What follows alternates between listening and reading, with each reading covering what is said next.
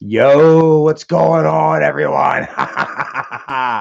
Charlie checking in, all coming at you live on this Thursday night. Much love to you all. Jude Tube, first one in the house, says, Charlie, what is up? Charlie's been possessed by evil, guys, evil dark spirits. We'll talk about that here in a minute. Charmaine Blackie, what is up? Hey, Charlie, hope you are having a wonderful day. Pretty good so far, so well, man. Thank you for joining. Mr. Tammy in the house turning them wrenches. Mr.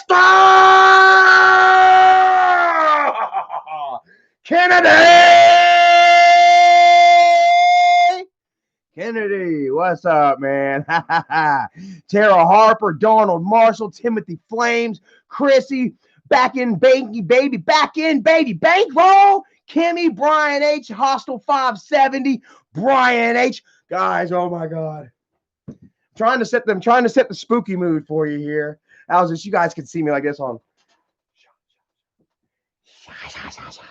Sarah Swing, Holly D, Tiffany Silvis, William Stewart, Dory Dez, Lil Money, Dominic Connolly, Toronto Fire. I'm here. All right, hold on. All right, guys. Thought I'd have a little fun with that. But yeah, you guys can't see me, so let's go ahead. Let's get this stuff. Let's get us situated, guys. Where's Grandpa? Where's Grandpa? Put Grandpa right here with his pumpkin. I don't know where his Tootsie Roll is. Perhaps I ate Grandpa's Tootsie Roll. Oh, sorry. Sorry, Daddy. Love you anyway. All right, man. What's going on? Sherry Robertson, Zach TV, 18 in the house. Tiffany Silvis joining us. Thank you so much for joining us. Miss Chrissy's laughing. How you doing tonight, Chrissy? I love ya. And happy birthday to your daughter, Chrissy. Her daughter's birthday. When was it? Today? Yesterday? Guys, these days just all blend together, man. I'm having so much fun on COVID time right now. The days are just running together, man. So thank you. It was yesterday. Good. All right. I knew that them days were. It was either yesterday or today, man. Corey, what is up, brother? Just getting home, man. Erica showed me a picture of your Halloween costume. Hell yeah, man. That's so awesome. What was it? A vampire and a pirate? I'm kidding. A pirate. Cool, man. That's awesome. Halloween will forever be the day that everybody knows the pirate Corey Phillips. What's your pirate name, man? You got to have a creative moniker while you're on the high seas. Tiana 31 XJ7. That sounds like Elon Musk's child, man. Are you related to the Musk or whatever? Dave C, what is up? Says, do you like the Who, Charlie? Okay, I was waiting to see if Erica had heard that. I do like the Who. I like the Who a lot. And Erica's dad, every time I think about or hear it or think about it, I think about Erica's dad because she says that her dad, his favorite band actually was the Who. Let's see if we can get this in here right. How did I do this? How did I do this last time? I feel like I kind of sounded like Tom Hanks just there. What?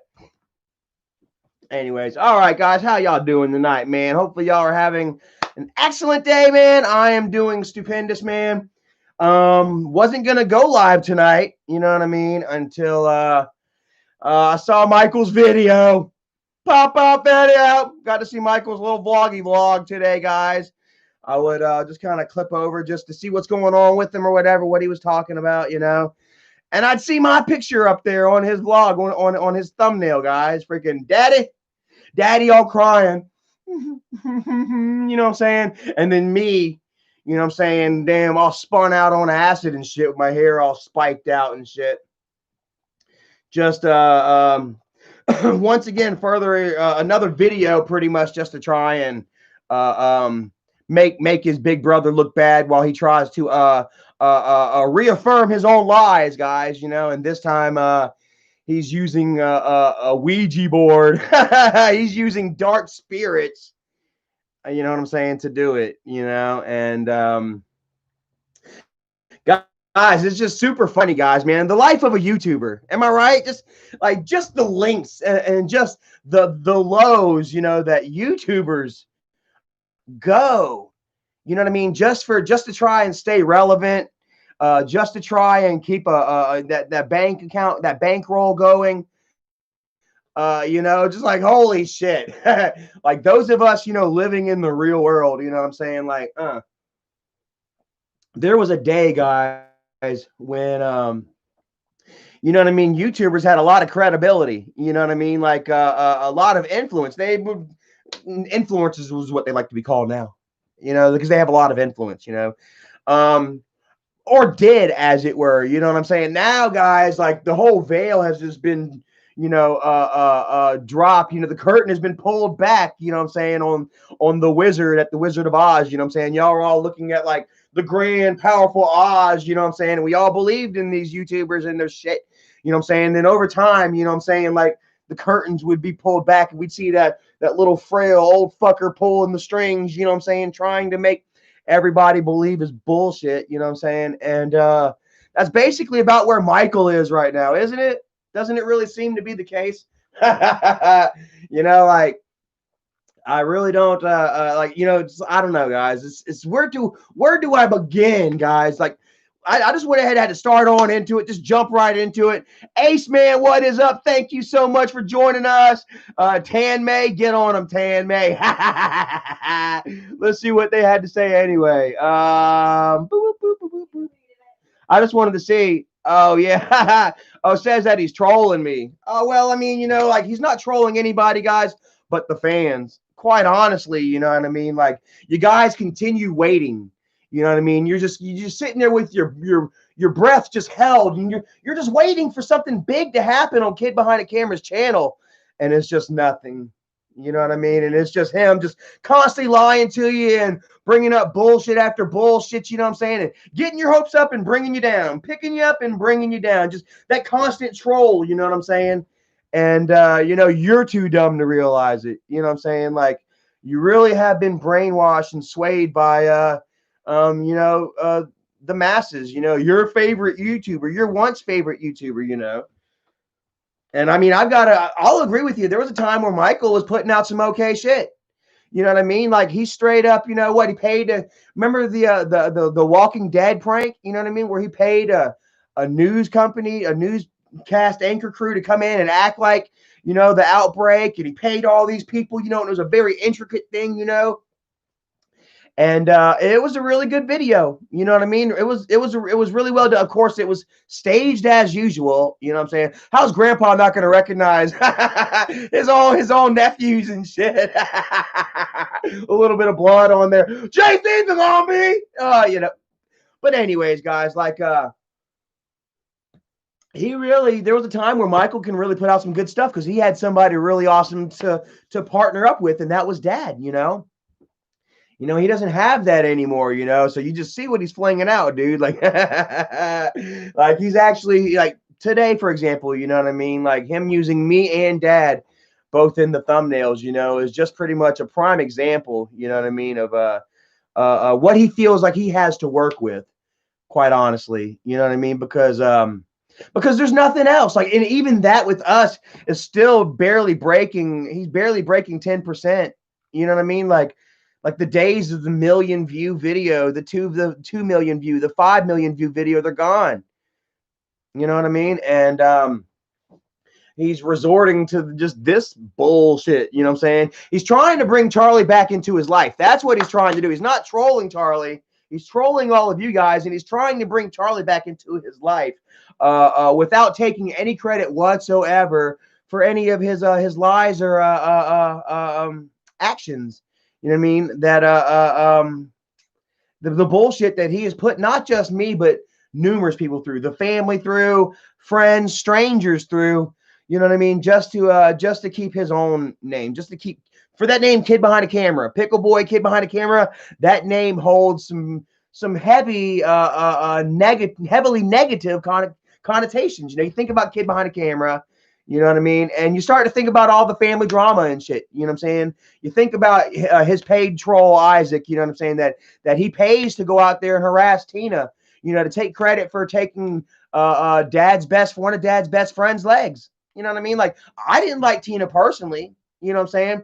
But, You know, I'm not going out there taking credit, you know what I mean, for this woman losing her leg, you know what I mean, and further attacking somebody that was dad's friend. You know, like I say, I didn't like her, but her and dad had something there, you know what I mean, and that even Michael couldn't keep away. You know what I'm saying? Even after Michael would move dad out the trailer park, as it were, you know what I mean, into another trailer, just closer to Michael, so Michael can lord over dad, as it were. You know, dad would still sneak away and go see Tina and stuff, you know, and you know, and they know that, you know, and like they've constantly gone back and forth, up and down with Tina. We love her, we hate her, you know, and that's just an example, you know what I mean. Then we have Doug, you know what I mean, like what kind of Bridget, you know, what kind of daughter is going to do that to her own father? Honestly, like what kind of daughter is going to go up with her boyfriend and her boyfriend's friend, you know what I mean, with cameras up to her father's house and try to get in her father's way so her father can hit her, so they can get it on camera so she can tell the world that her father is an abuser, that her father hit him, and they went ahead and did it anyway.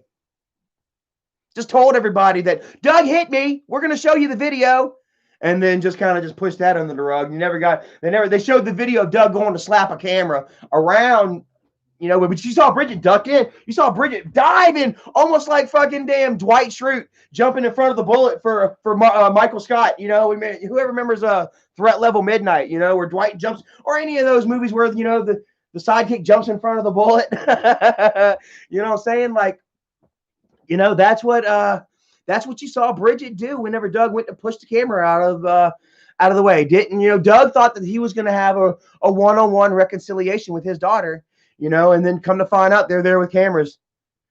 You know what I mean? And it's not just Doug. It's here we go with me. You know, they've accused me. They even today he would sit there and say that they burned the Ouija board. You know, us fucking with the Ouija board is a result of me hitting Bridget. You know what I'm saying? Well, her father done came forward and admitted to every single one of you guys that I didn't hit her.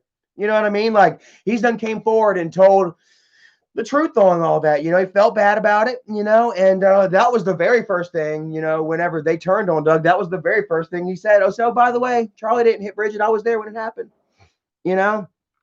And then see, Michael, he wants me back in his life. He's trying to absolve me. He wants like, check it out. First off, you know, he tries to say that, you know, that dad is piercing the veil. Wait, Tank, thank you so much, brother. Says I've been sick, kind of missed some lives. Laugh out loud. Much love. It's all right, man. You know, just take care of you. You know what I mean? And I'm gonna be here. Definitely. You know, I'm still taking care of me and doing my thing. And what's this? Oh, that's my shirt.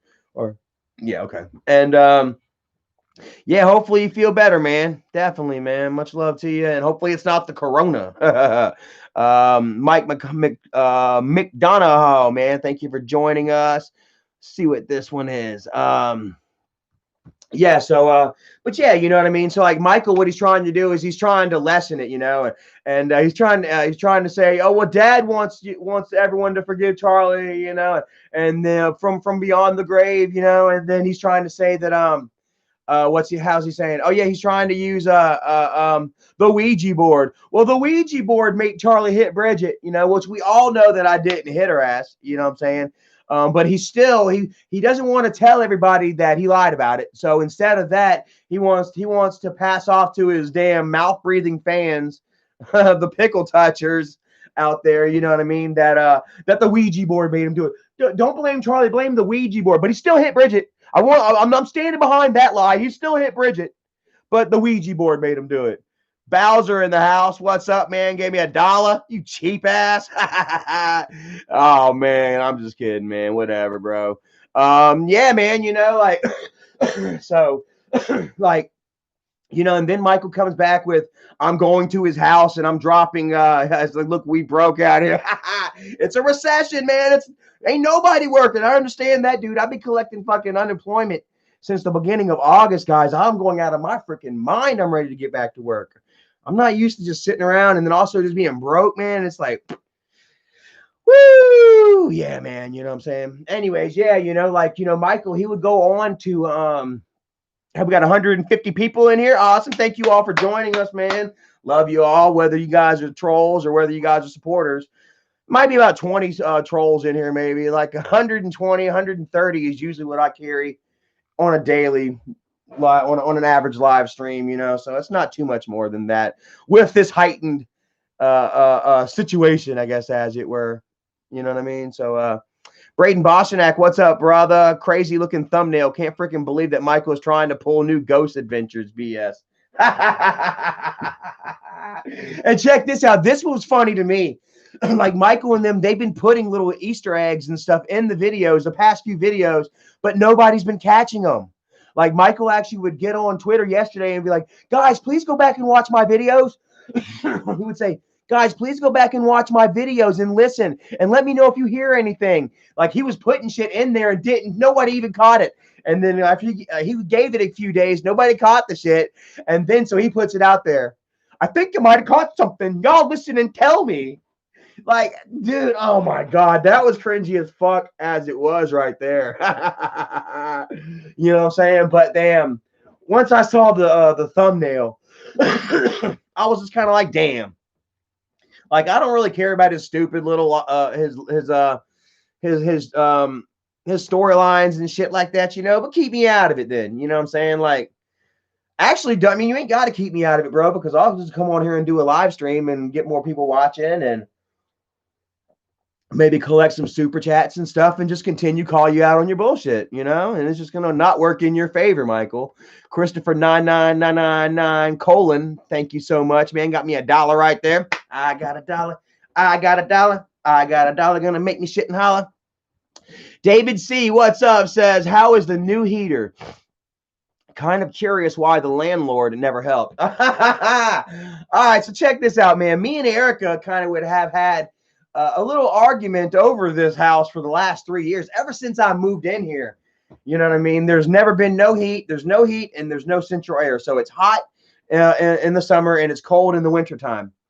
Well, this fucking, you know, every landlord, they're gonna go ahead and come up with every excuse they can before they eventually fix what really needs to be taken care of. Now, our landlord isn't really that bad. You know what I mean? Besides the fact that we have no heat or air.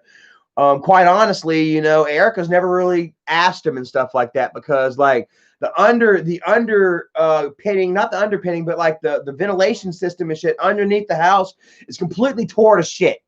You know what I'm saying? From damn wild, strange ass cats out here, possums, raccoons. We're living out here in the country in the foothills. You know what I'm saying? So, and cats as well. But mainly it's been tore out by all these animals and stuff like that. And Erica would ask something about it one time before, and he mentioned something about our cats. You know what I mean? Like almost pretty much like once he gets the duct work and all that fixed and everything, you know what I mean? Then we're not going to be able to have our pets, quite honestly. You know, so yeah, the reality of it is, you know, I've been kind of mad and like talk with them, but I know what it is, you know. So we've really pretty much chose our pets kind of over our own comfort. You know what I mean? Plus, like we're only paying $350 a month here in rent, guys. Like it's really cheap. Our landlord, he is actually a really nice guy. You know what I mean? You know, we just get us some space heaters and stuff, you know.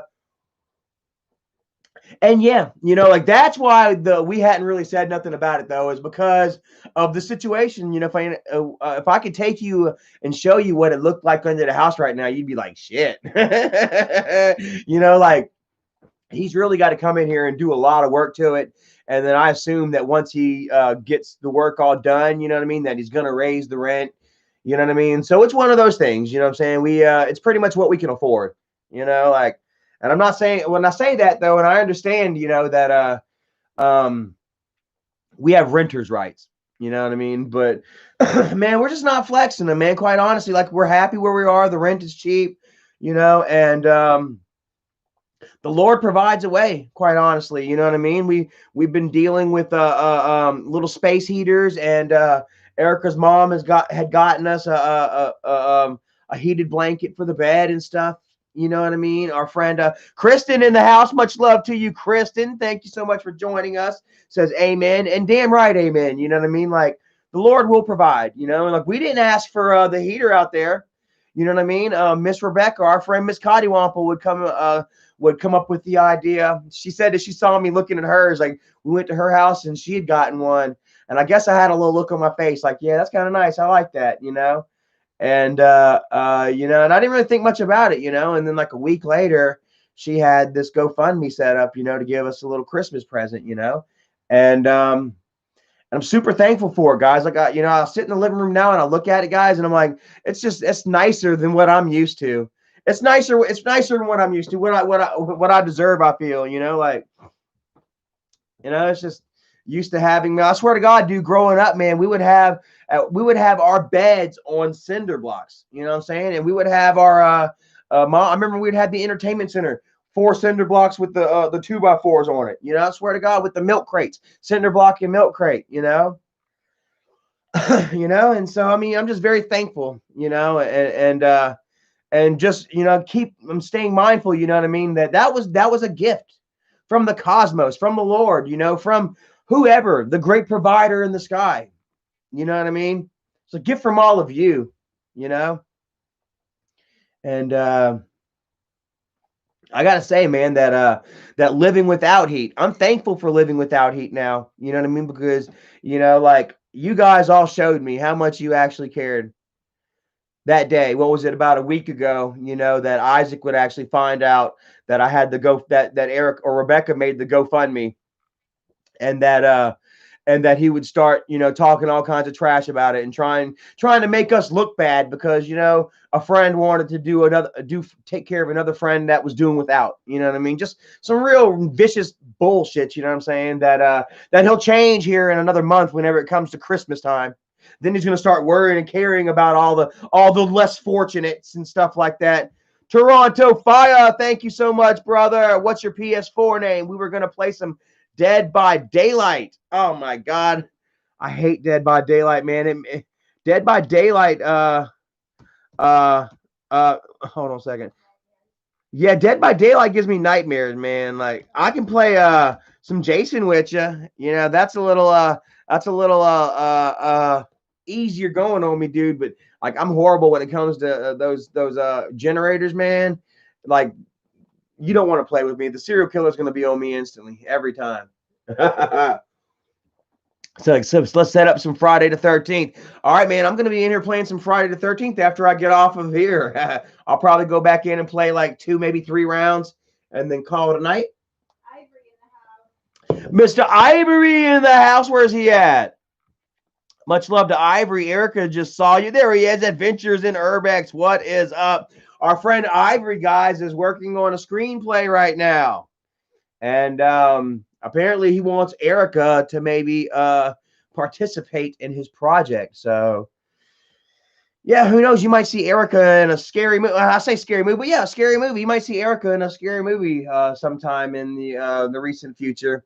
Nothing big, you know. I'm not sure this is. I'm not sure if this is Ivory's first crack at it or not. But man, I commend you for going out and doing something big, trying something different. You know what I mean? And Ivory's a really inspiring guy, bro. We actually saw you out there in Charleston a couple weeks back or last week or something. I saw you out there with the angel oak tree and dudes everywhere. You know what I mean? And we got to get together and explore some shit soon, man. So thank you so much for joining us. It says it's a horror film that Erica is starring in. So everybody get ready for a horror film that Erica's going to be in. I like to see it. Hopefully she gets killed in it. Hopefully she gets killed in it and I can watch it. I can replay it. Yeah. Whenever I get mad at Eric, I'll just pop it in and be like, yeah, get her. Kill that. See if you can make that happen, Ivory. Just like maybe even just like, if not just like her being killed, just like a pan over of her dead at the party or something. Just kind of. Yeah, I'm kidding. I love my baby. She does anything for me. Erica does you know, as much as she can for me. She would actually even watch the video today that Michael did because I wanted to kind of find out exactly what was going on, what was said, you know, so I knew how to respond, you know. And you know, I don't like watching this shit. Michael, you may think I do, but I don't watch your shit. You know, it comes from everybody else, and then you know, if I feel I need to respond, then at that point, I'll have Erica watch. You know, so she'd watch that bullshit, almost 30 minutes worth of bullshit, and she would even tell me, she'd be like, Michael, all he pretty much did was a compilation of all his bullshit that he pulled for YouTube video. You know, just all the fake paranormal crap. You know, he would even go on to use the Ouija board, which, guys, I got to be honest and say that I will not fuck with a Ouija. Well, I definitely won't burn a Ouija board. I may mess with one again. I don't know. But I will say, you know, I wasn't hearing shit in his house. Like, he was like, oh, Charlie was hearing things and seeing things. If you guys remember, like, right not long after I got out of rehab, and he would start smashing me and paying Isaac big bucks back then to take care of me. You know what I mean? I would come out with all the screenshots and stuff like, look, guys, it was all fake. Look, this is messages between me and Michael. I showed you guys all the faked how, you know, had him sitting in the bathroom whispering while I was cooking. Remember who remembers whenever I was cooking in the stove, I had that pig mask on and I had Michael whispering in the bathroom. You know, we done came out about all of that shit. You know what I'm saying? He's forgetting. Like, and that's the funniest thing about it, you know what I'm saying, is he's forgetting, you know what I mean, that there are people out here that have watched his bullshit, that know that know the timeline. You know what I mean? And Michael's trying to use me for credibility for his haunting stories now. Like, the guy that he's tried to discredit for how long? You know what I'm saying? Charlie's not to be trusted. And Charlie said that he heard and saw. The reason he's doing that now is because he knows my credibility is more than his, is higher than his. And that's just damn because he's just a clickbaiting YouTuber. You know, like he's the one that has knocked his credibility, you know, level, you know, to the point where it was.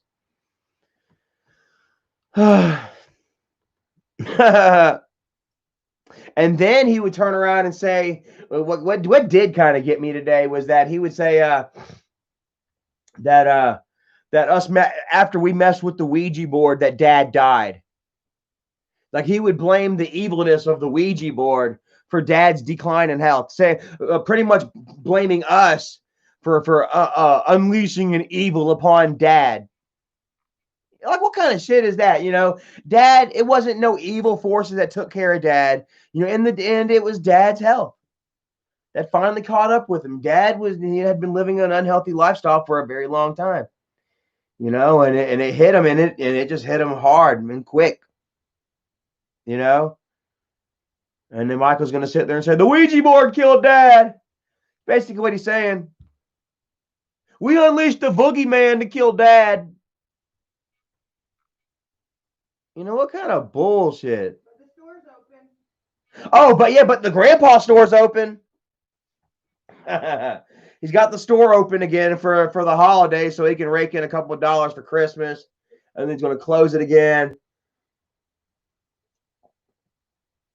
Oh, man. You know, how low can you go? Selling grandpa merchandise while saying that the boogeyman killed him.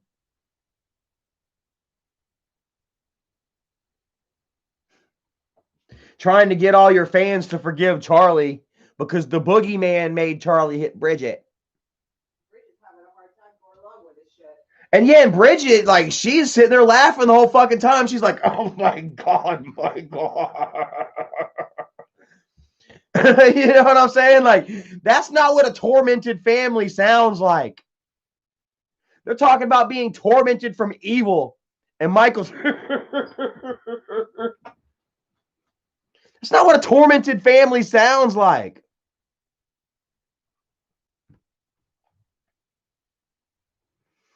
Trippin' Shoomby says, you didn't hit her. You're not like that, Charlie. Once again, how many of y'all believe I hit her? Roll call. See, everybody knows.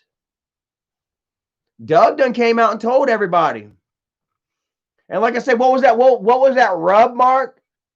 Looked like she just sat there and took her sleeve and just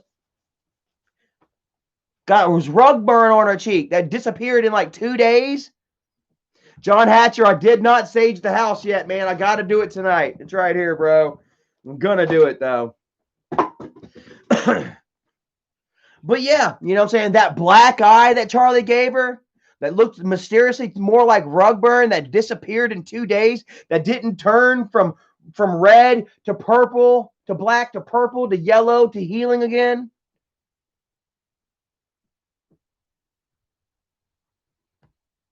Her mysteriously disappearing black eye. That's what the, yeah, he wants, yeah, the Ouija board did that too.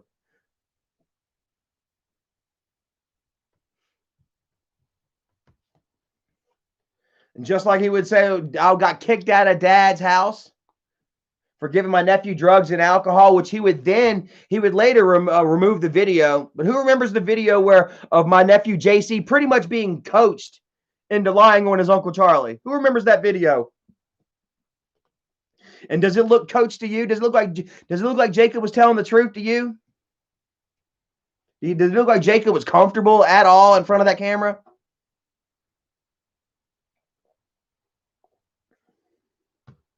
Michael, once again, exploiting children for money. And he wants to talk about abuse, but it's funny. One of his best friends was Daddy 05. Who remembers Daddy 05? Michael was endorsing him. Michael even had Daddy 05 at his house. Even pulled a prank on Daddy 05's kid. Had Daddy 05's little kid crying. Who remembers that? A child abusing Daddy 05. Him and Michael were like this, best fucking friends. Michael watched the videos. He loved the videos. Charlie, watched this video of this little kid getting mad and crying and then slapping his sister. I hated that shit. Phil, thank you so much, brother. Says, I just hit this fire medical cart from the dispensary. Oh, I want some. Rick Game says Daddy 05 was fake. Yo, there ain't nothing fake about slapping your sister in the face as hard as you can. Ain't nothing fake about that shit. There's nothing fake about psychologically terrorizing your children. And that was Michael's best friend. And then whenever he gets exposed, Michael's like, I don't know this guy. I don't know this guy. Daddy who? Daddy who? You want to talk about child abusers? That was Michael's best fucking friend. And now his best friend is gone to jail how many times for beating his wife? Michael's best friend Isaac now is no better. How many videos are online of his wife coming forward, trying to tell the world how she's being abused? Who watched the video of Michael or of Isaac saying that that Michael knows about Isaac hitting his wife, and that Michael was like, yeah, I'd hit her too. If that was my wife running around getting drunk and shit, I'd hit her too. And this is Michael's best friend. Michael's known to associate with sociopaths and abusers, both of the elderly, the young, and the opposite sex. I'm telling you, Michael, you don't want me coming forward and talking, Michael. You know, like I swear to God, I had a really good live stream last night, chilling, doing my own thing. You know what I mean? And then Michael wants to just come out here and just try and continue peddling off his bullshit. Trying to get psychics to co-sign his bullshit. Trying to get ghosts. Trying to get Dad from the other side to co-sign his bullshit. He would sit there and post the other day, like Jennifer said something. He was like, I don't believe in God, but Jennifer, somebody might want to pray for Jennifer. Or he's like, I don't believe in God, but I'll pray for you, Jennifer. And then he'd have all kinds of people like, Michael, please don't degrade my religion. Don't do this. Don't do that. And here he is now. Ghost, spirits. You got to believe first. And we all know that you're not a believer.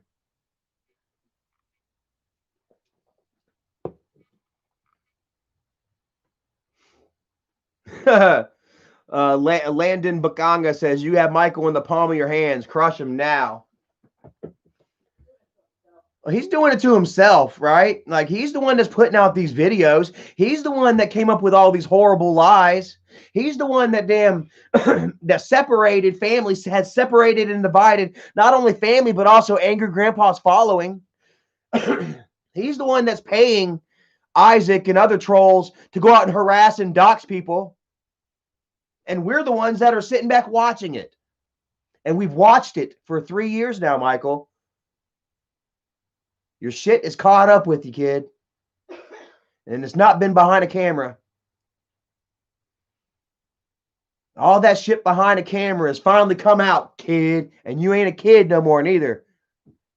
You're just a middle-aged, sad, obese man. I didn't even say a man. You're just a middle-aged, sad, obese loser with the camera. That's you now.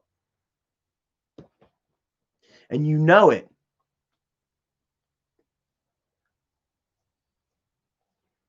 He can't go out and do anything to benefit and benefit his life and create success without getting a thumb up and a like first.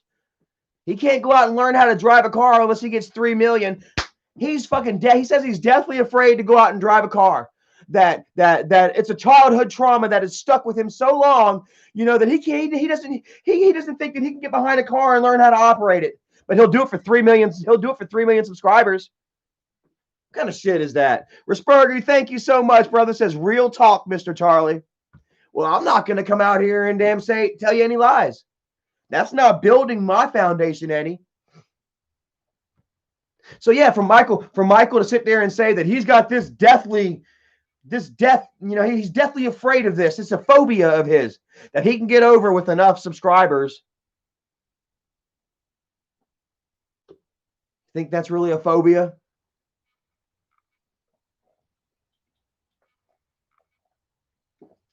Guys, I'm on fire tonight. I'm about to grab me another one of these. Hold on a second. Huh? Is that a phobia? I mean, really? Dude, I'm freaking terrified to be buried alive. Do you think I'm going to go ahead and get buried alive for 3 million subscribers? You had a troll saying that you were drunk. And it's Jesse's mom's birthday. You gotta tell Jesse Van Weiss and Howard's mom. All right. Mr. Jesse Van Hammerauer. You got to tell me how to say that again, Jesse. Still got your painting right here, brother. Check it out. Me and Erica. Thank you so very much, man. We love you, brother, out there all the way in Belgium. It's near Bruges. Happy birthday, Mom. Oh my God, I'm sorry. That was a weird salute to you right there, Mama. But yeah, you know what I mean? Like, is that a phobia? It's just laziness. He can't do anything in his life to better it. He hasn't done anything in his life to better it, even with 2 million subscribers. You know what I mean? Like, it is so seriously baffling, you know what I mean, to see somebody with such opportunity, you know what I mean, and advantage, like Michael has, and he just does absolutely nothing with it.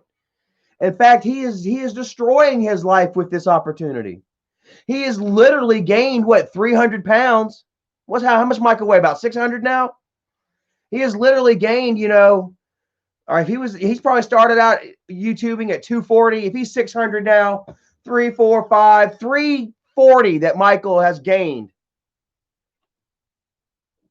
Just from having a YouTube, just because of all the advantages that YouTube has given him, just because he hadn't been able to, he didn't have to go out and work.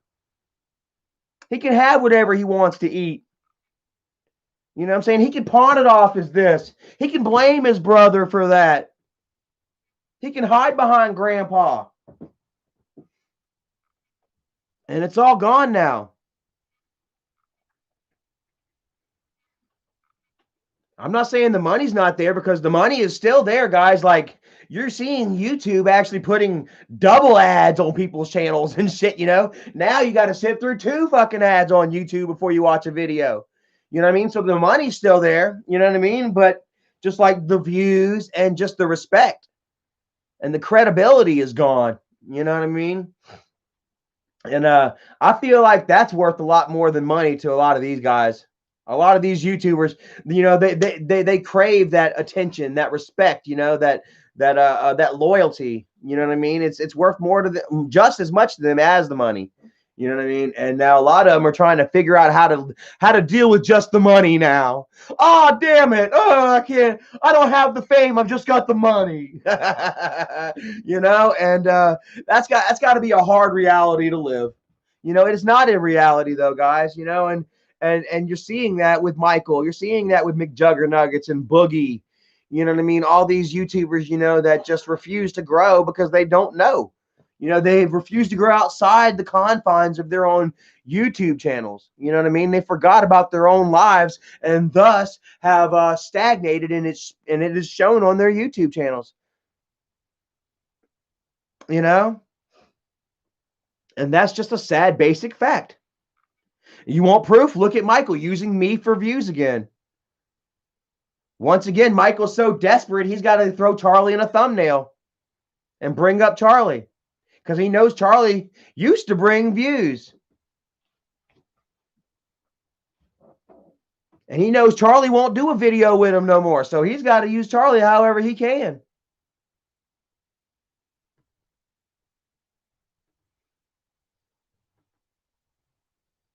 Lone Sheriff, you ain't blocked in here, brother. I can see you. Tanya Smith, Charlie, will you ever grow your hair out again and dye it any weird colors? Nah, I think my hair days are gone, guys. Like, you can kind of see my hairline is actually kind of come more that I shave my hair, maybe like a little further my hairline grows back. So, but you know what? Like, I'm done with that anyway, guys. I'm almost 39 years. Oh, 38. God, I keep trying to add years onto me, man. I'm almost 38 years old. I'm almost a man. You know, I'm almost what the world would consider a man. You know, I really feel like once you hit the age of 40, then okay, the world's like, all right, you're a man. You know what I mean? You know, your teens, the 20s, and then, you know, even in your 30s, you know, you're still kind of looked at as kind of like a kid, you know, and you can kind of see the world as that, you know, like coming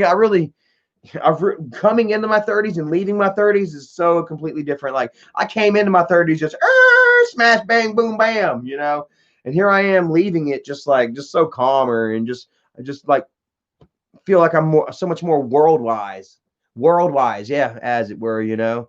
And you know, it's just from living. It's from going out and experiencing this world day by day and carving out your own life, your own living, as it were, you know.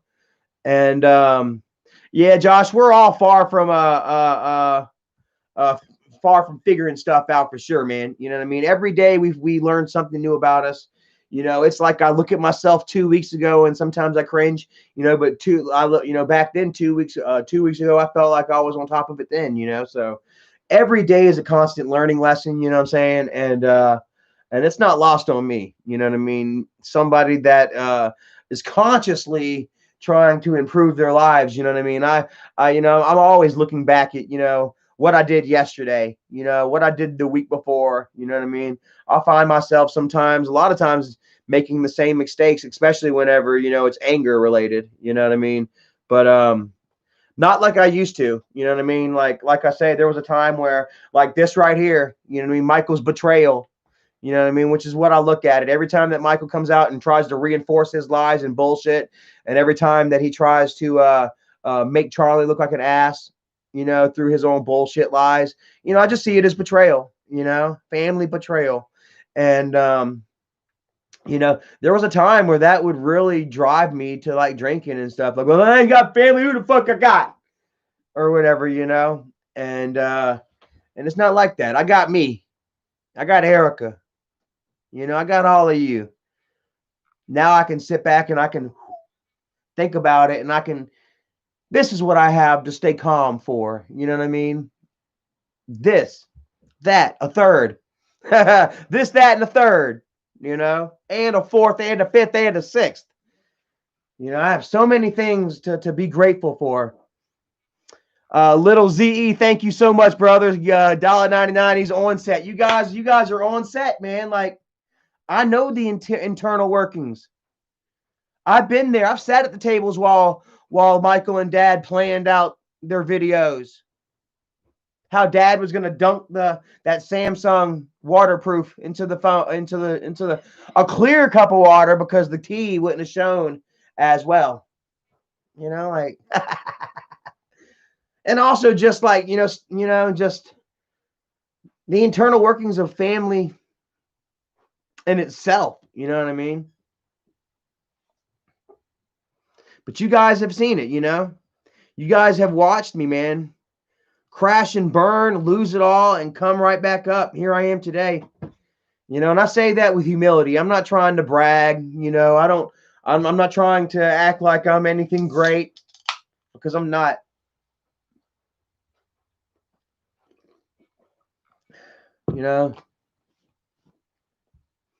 If I don't see something that reminds me of that every day, I remind myself. But every day we notice and we see things, and we understand that we are not invincible. You know what I mean? That we are not gods of our own creation, honestly. Royal, I love you back, brother. Zach TV, got myself a kickstart. I hadn't had myself an energy drink, guys, in probably 2 weeks, so I'm actually kind of zen right now. I got something that I was going to review for you guys tonight, but since Michael gave me so much to talk about, I figure I'll just hold off on these. But take a look. How many of you guys like Rick and Morty? How many of you guys like snacking? Well, now you can do both. Rick and Morty and snack, guys. You got Pickle Rick, Honey Mustard, Rick and Morty. So I'm going to do that on a little video on its own. We're going to do that tonight. But honestly, Michael gave me a little too much to talk about, for me to be sitting here chewing on some potato chips, as it were, And yeah, let's see here. Tanya Smith says her daughter loves them. Miss Brenda has tried them. A lot of people have tried them. Yeah, let's see here. The lone sheriff, brother, you should write a book about your family. You would make tons of money. I would buy it. Well, I've already got half of that book written in my head right here, right now, and I'm gonna call it The Angry Son. How do you like that? I really feel like I deserve. Like for a while there, I was like, you know what? I shouldn't write this. I shouldn't talk about that. I should keep that buried. You know what I mean? But after all the bullshit, Movie Fan 5738, thank you so much, brother, says, is the ghost stuff fake? Who did the footprints? I don't know what footprints you're referring to, man, but it was all fake. If it was done at Michael's house, it was all fake. Trust. Big white footprint going across his driveway. Fake. Everything Michael does is fake. He's a YouTuber.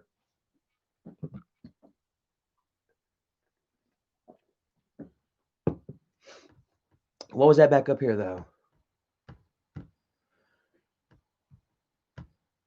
The Lone Wolf. What was he saying? Oh, yeah, the book. Yeah, I've already got half of the book in my head.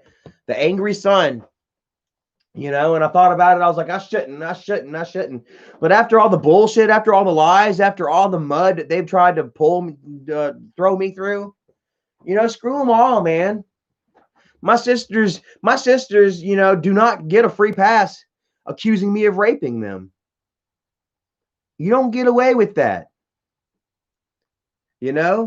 That's a very horrible, evil thing that could have caused me to perhaps take my fucking life. There was a time where I was so low over that shit, you know what I mean, where I just wanted to end it. Nobody believed me. Everybody thought I was some kind of rapist, child molesting monster. Just because of you, Kim, just because of you, Jennifer, because of you, Michael and Bridget. But mainly because of you, Jennifer, and because of you, Kim, that my father perhaps died thinking that maybe I did. It's because of you.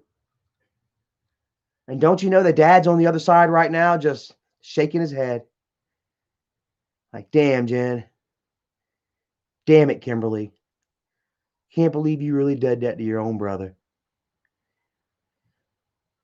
And that's the stuff that they're living with right now. You see me, I have no problem coming out and still talking and still telling my truth. you know, and I still have no problem coming out and showing my face, you know, and showing you all that I'm a strong individual, you know what I mean, and that I did not do that shit, you know what I mean, that they're full of lies, you know what I mean, and that I am a good person. Then I can come out here every single day and show you that with a smile on my face. I can take you out to these wonderful places, and I can enjoy my life with nothing, while Michael is still sitting over there on King of the Hill, feeling like shit. Kimberly and Jennifer over there, still nursing the ghosts of their past. If Michael and them, if y'all are haunted by anything, it's by your own actions. It's by your own lies and your own deceit. And you know what? You should be haunted. And you will be haunted for a very, very long time. Because the hurt from your lies and your deceit is still alive today. And it's going to stay alive within your soul until you come clean. They're saying you went on Keemstar and admitted it. I went on Keemstar and told him the truth, told him it didn't happen. I told him what happened when we were 9 years old. The video, the Keemstar video is still up. Go watch it.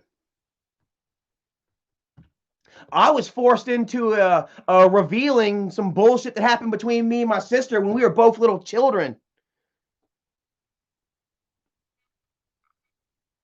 Like I say, how do you think I felt reliving that moment where I'm sitting there in the bathtub playing with myself, and then I get a tap on my head, and I look up and there's Kim staring at me in the shower.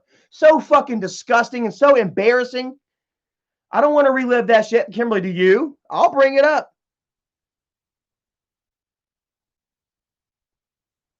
But what about when you were older? What about when I was older? That's what I'm saying. That's what they talk about when you were older. I don't know. Yeah, that's just the shit that they try to make up, I guess. Go watch the Keemstar video for yourself.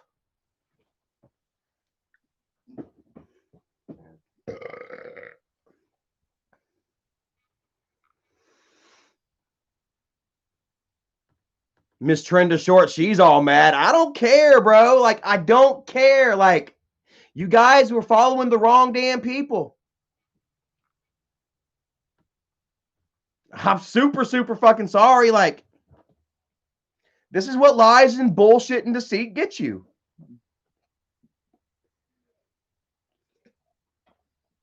And Michael, don't you think that, oh my God, don't you know that Michael just hopes and prays that some other bigger drama channel doesn't come across his shit? Doesn't Michael hope and pray that H3 doesn't come across Kid Behind a Camera, take Kid Behind a Camera to content court?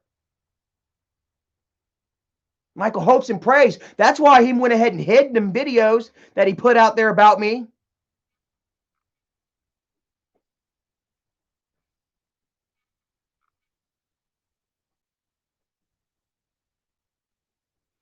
Tanya Smith says, use Grandpa's thumbnail pic, and Michael titled it A Haunting.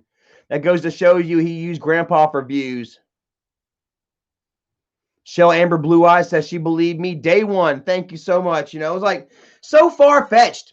And just like I say, you know, just the day before Jennifer would accuse me of raping her, she would do a video and tell everybody, Charlie's my favorite brother. Growing up, me and Charlie were so close.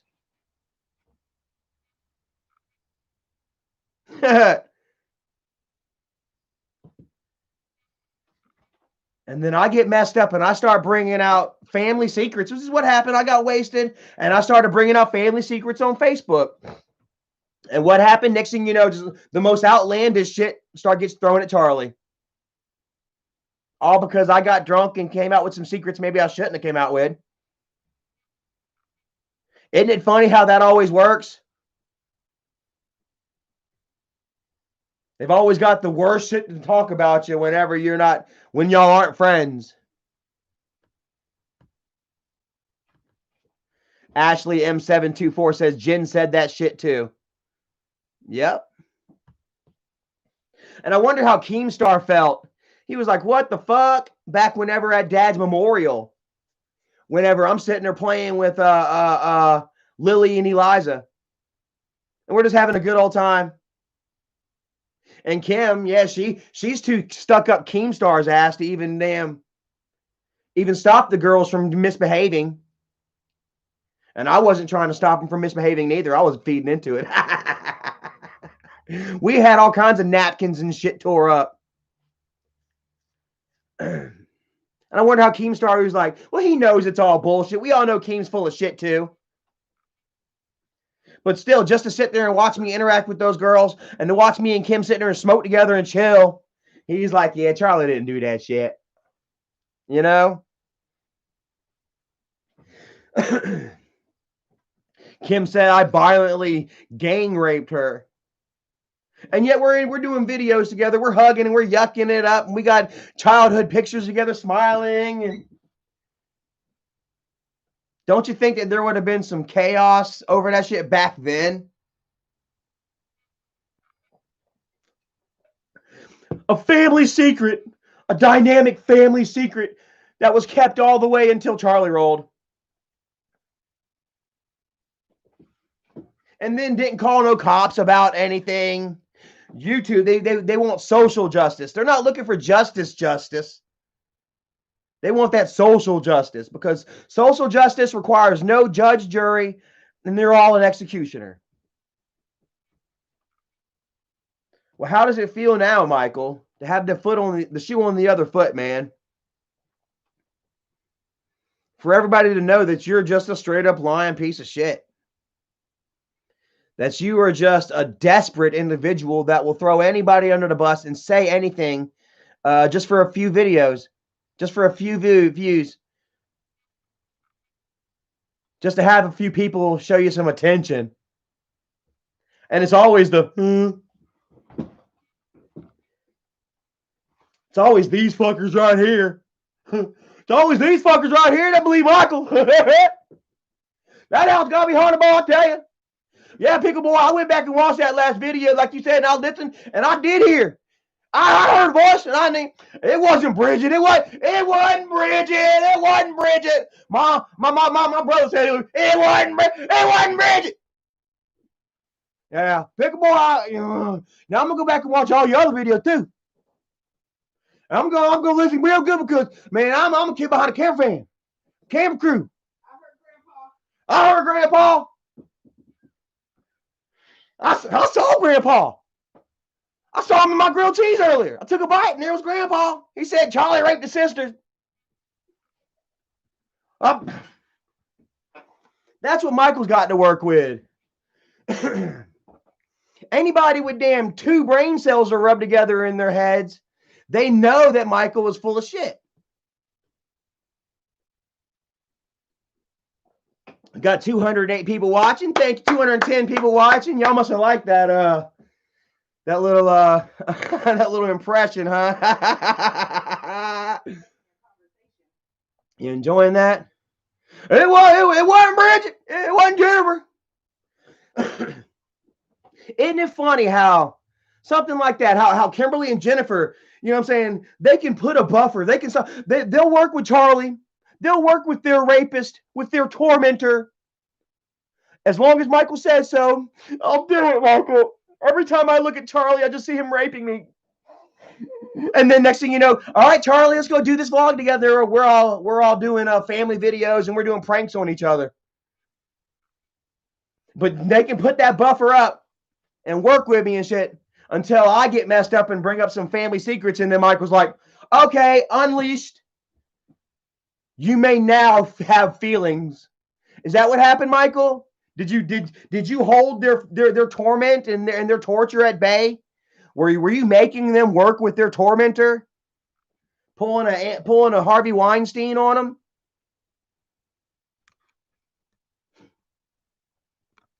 Because that's even worse.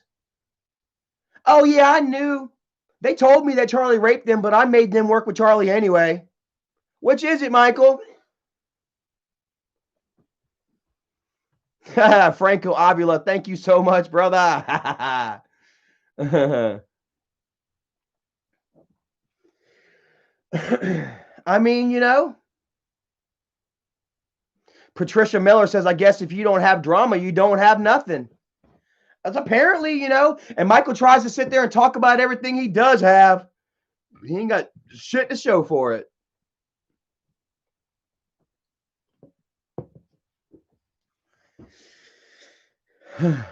Am I right? He has done nothing productive with this gift that's been given to him. He's trying to absolve Charlie through a Ouija board now. He tried to absolve Charlie through a psychic. Woo! He tried to absolve Charlie through a handwritten letter. He tried to tell everybody that it was Erica's fault. It wasn't Charlie. Erica was the toxic one. He would this, he would that, he would a third.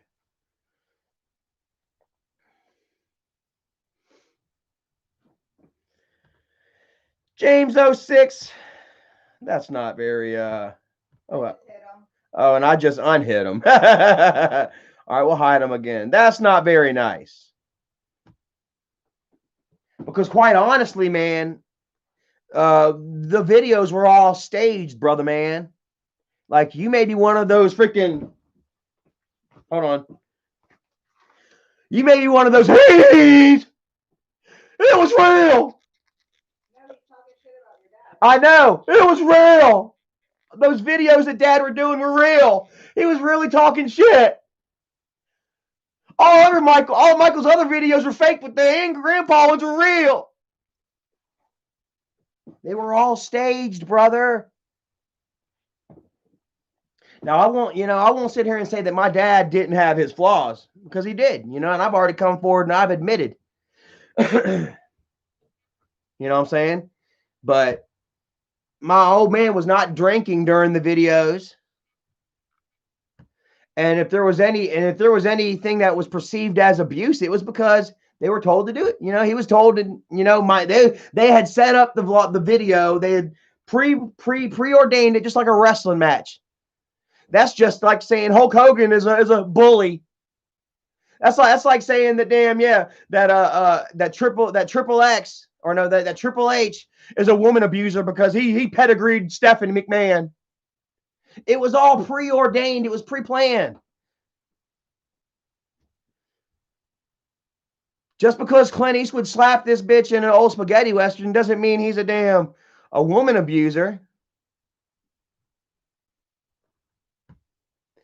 You get what I'm saying?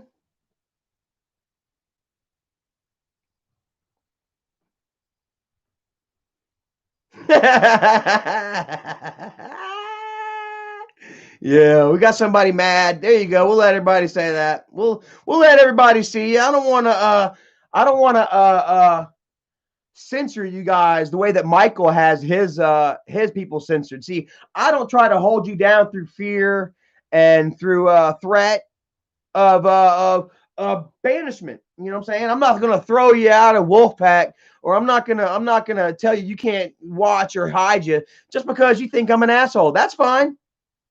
You can say that.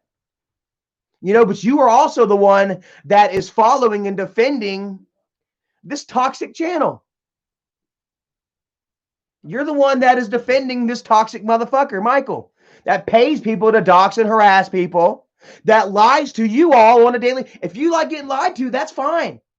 I can't defend it, but if you like getting lied to and you like being clickbaited on a daily basis, then that's fine. I've got nothing to say about that. So, oh yeah. So let's see what Michael does next. Let's see if Michael tries to make one of Dad's shirts move or something. We all saw Michael make one of Dad's spoons move. Remember that video with Jennifer and the old spoon? And I even co-signed the bullshit. See, that's what happens when you get close to that family. You know what I'm saying? You just get drawn back into the bullshit.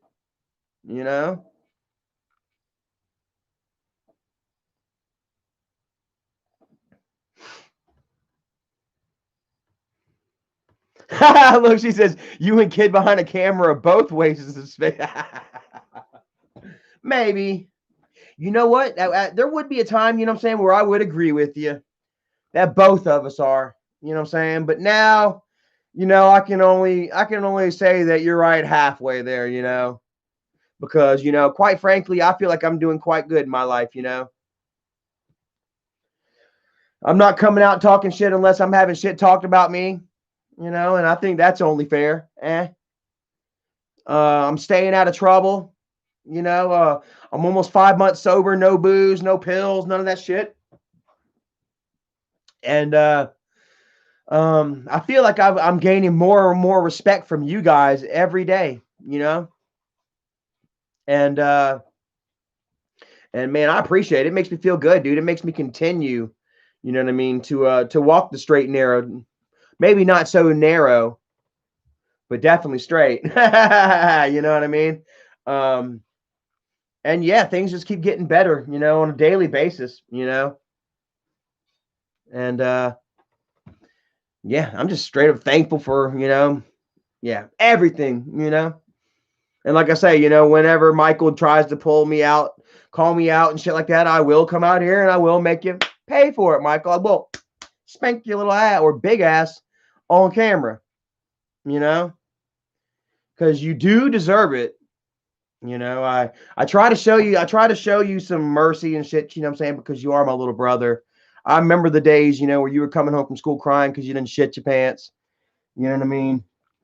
The days that, I'd go smack somebody upside the head because you said that they were messing with you. I remember those days, so I try to hold on to those days, but you don't remember those days. And I've got to remember that you don't remember. Okay. And, and so that's why, whenever you try to come out and you try to call Charlie out on some more of your bullshit, you know what I mean?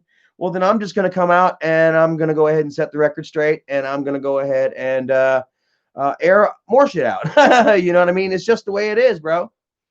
Brenda Pika says, Big Brother got to defend himself, and I will every single day. Tanya Smith, no bruises don't heal in 2 days. Charlie didn't hit her. Read his post. Yeah, so people are in here trying to twist words. See, that's what happens whenever, you know what I mean, the truth, you know what I mean, doesn't prescribe to their narrative, as it were. You know what I mean? They try and dissect your words and shit like that. But you all know that I didn't hit Bridget. You all know I didn't give my nephew drugs and alcohol. You all know I didn't rape my damn sisters. And you guys will come out and defend me for it. Thank you so very much. Like I said, there was a time where that wouldn't be the case. You know what I mean? But now, and I'm just waiting for Michael to please, man, make them public again. Make them videos public. I'm gonna try and get in touch with somebody about this video here tonight, and see if I can't maybe get something on Michael about defamation on this, because he shows my face in it and he clearly says that I beat his girlfriend and shit. And yeah, like, why not? Why not? I know it's hard to go through with, but still, why not? You know what I mean? What's the worst that could happen? You know what I mean? Yeah, he can say I did, but he can't say that I was convicted, because yeah, he can't say I did neither, but he will. Like I say, he will. But you all know, like you said, you all seen that little rug mark on Bridget's freaking piggy little face. Bridget's face is so fat and gelatinous. Had I did hit her, don't you think that whole motherfucker thing would have been closed? She ain't got no muscle on her face. That shit would have been damn bruised for a month. I wish that I did hit Bridget, though. I kind of wish I could sit here and just be like, yeah, I punched the shit out of her. God, I wish I could have said that. You know what I mean? Because she deserves it. She definitely deserves it. Look what she's done to her father.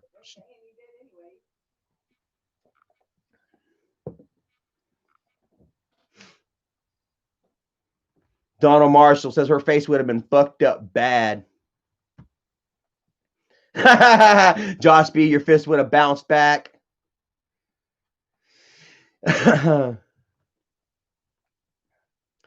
Don Vito says, laugh out loud, like hitting a ham steak.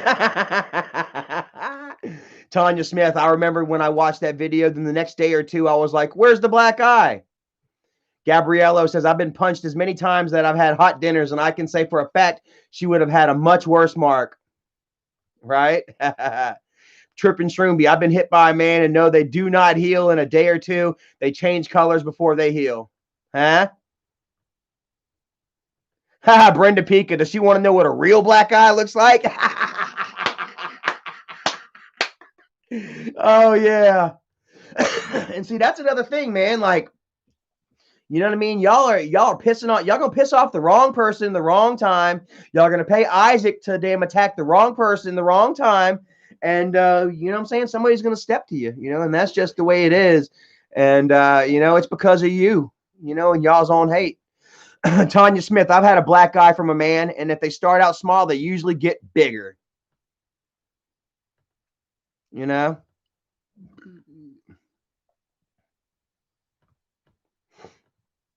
Stephanie Hopkins says, how's the kitties? The kitties are good. They're spoiled as ever. You know, damn, they come in, they eat, and they go back outside. Yeah, they're good. They're just chilling.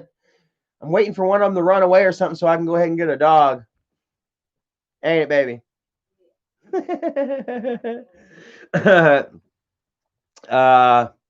But yeah, you know, just like, I don't know, you know, with Michael as my little brother, guys, unfortunately, I'm always going to have drama involved in my life. You know what I mean? No matter how good I'm doing, you know what I'm saying? Michael's always going to try his best to make you all believe that I'm not doing well. You know what I mean? That I'm still drinking and that I'm still sinking. You know what I mean? And that's probably Michael's biggest downfall right there, because he tries his best, you know, to paint me as this character, you know, and I'm out here enough for you all to see that that's just not the case, you know, and he's just looking like a straight up, you know, liar. Blatant ass liar, you know what I mean? And yeah, at some point he's gonna have to be like, okay, all right, fine, I admit it, Charlie's good. Charlie's doing well, you know what I mean? But until he does, you know what I'm saying, it's not gonna, you know, he's just gonna continue to make his life harder for himself. You know, Michael, you aren't doing anything to me. Matter of fact, you helped me out. You got 200, I got 200 people watching. That's about an extra 80 than normally watch. Got me some live, some super chats tonight. Thank you all so very much. That's going on the turkey fund. And yeah, you know, just every time you guys throw your negativity and hate my way, you know, I just do my best to judo flip it into something positive for me, because that's just unfortunately, that's just the way that I've learned to do it with you all. You know, that's just been our relationship. You throw something negative my way and I flip it into a positive. You know, and I benefit, you know, and that's just that's been the nature of mine and Michael's relationship for the past 3 years, honestly. You know what I mean? And yeah, I've learned to adapt and roll with the punches, literally roll with them, you know, turn them into something good.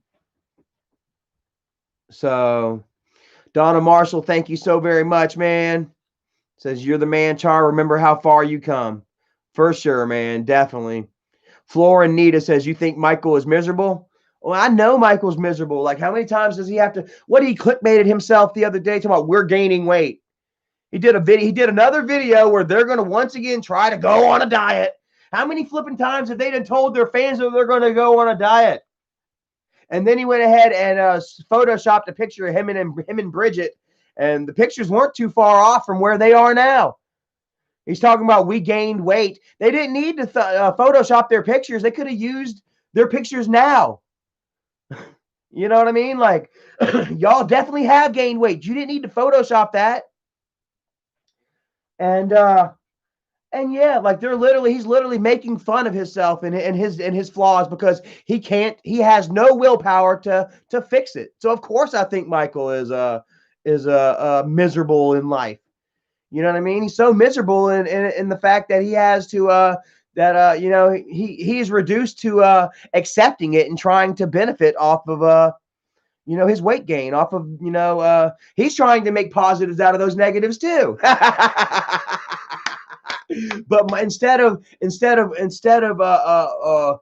really turning it into a positive, he's just turning it into a double negative, because he's like, oh yeah, I'm fat, ha ha ha. But instead of working on it, he's just eating more, like, and he's not running, he's not exercising, he's just shoving it back down his throat hole, and like that's a double negative, Michael, you're doing it wrong. Brenda Pika says, Charlie, you got jokes tonight. Hey man, I really just feel like my mind and my vocabulary is expanding more and more daily. The more the longer that I abstain from alcohol and drugs, you know what I'm saying, the clearer my mind is, guys. I'm just open, guys. Like there's a time where I'd sit there and try to reach for a word and and I'm trying to reach, and it's just like quicksand, And now I'm just reaching, and boop, there it is. These thoughts and these ideas are just right there, pluck, right for the plucking, I'm pulling them out the sky, and and I'm articulating, and the chat is connecting and reconnecting. I don't know what's going on with that, but yeah, I apologize for any technical difficulties at the moment, man. Let's see here. Robert Scott, what would you do if your brother and Bridget showed up at your house to visit? I would get my camera out. And I'd have Erica start recording, and I would document everything that they did, because I don't trust them. Raspergu, thank you so much again. Says, Mr. Charlie, you should strike Mike's channel for using your image. 5K per thumbnail. Well, I'm definitely going to get in touch with somebody and see what I can't do. Those videos that he has privated on YouTube, they are definitely damning. And I really feel like that I'd have a case with those. And perhaps with the right lawyer, we can pull those videos, whether they're public or private, and use those to perhaps prosecute. So anything that Michael does right now, hopefully, is just going to be icing on the cake, as it were. Because don't you all agree? Like, this has just been nothing but fame. It has been nothing but defamation of character. Has been nothing but just straight up harassment. You know what I mean? He has put my life and the lives of those that help me in danger by giving out people's addresses, by giving out people's work addresses and phone numbers. And this has been going on for a very long time. You know what I mean? And unfortunately, well, actually, I would say that I don't see it stopping anytime soon. But quite honestly, Michael doesn't have the wheels like he used to. He can't just come out and say Charlie did this and Charlie did that and Charlie did a third, and everybody just eat it up. You know what I mean? Like, people know that Michael's full of shit. And yeah, so I don't see it furthering too much more. You know what I mean? But it's still, maybe we can make him pay, for what he has done. You know what I mean? It says, hell yeah, false information, harassment, and defamation. Should be illegal. You could sue them even for the stuff that's not recent, Charlie. They deserve it. Harassment for sure.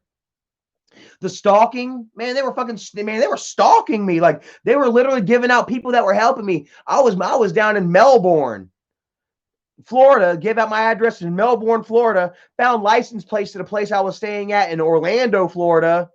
Everywhere I went, they were giving out addresses, and they were having honest, kind, caring people that loved Grandpa and the family, and they just wanted to help Charlie.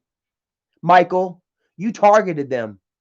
All those grandpa lovers, the ones that loved us and that loved you and loved Dad, wanted to help Charlie out, and you had him doxxed. You paid Isaac to have him doxxed, to have him scared, to have their family members contacted, and baby mama or baby daddies contacted. You did that, Michael, to your own fans. How does that feel? How do y'all feel about that? How do you feel about Michael attacking his own fans just because they want to help his brother in a time of need? Just because Michael says, don't help him, and they go and help me anyway. Michael says, get him. Get him. And that could have been you. That could have been any single one of you watching right now, wanting to help Charlie out because I'm close by. because, you know, you love the family and you believe that maybe you can help. You know, that was the thing. Like, so many people were like, you know, I think I can help. You know, people are like, you know, maybe, you know, this person couldn't help, but I think I can help. I've got the proper insight to turn Michael, to change, to touch Michael's heart, you know, and then they would just get in turn be attacked next, you know. Donald Marshall says they put you through the ringer. So I remember that tent burrito. It was horrible.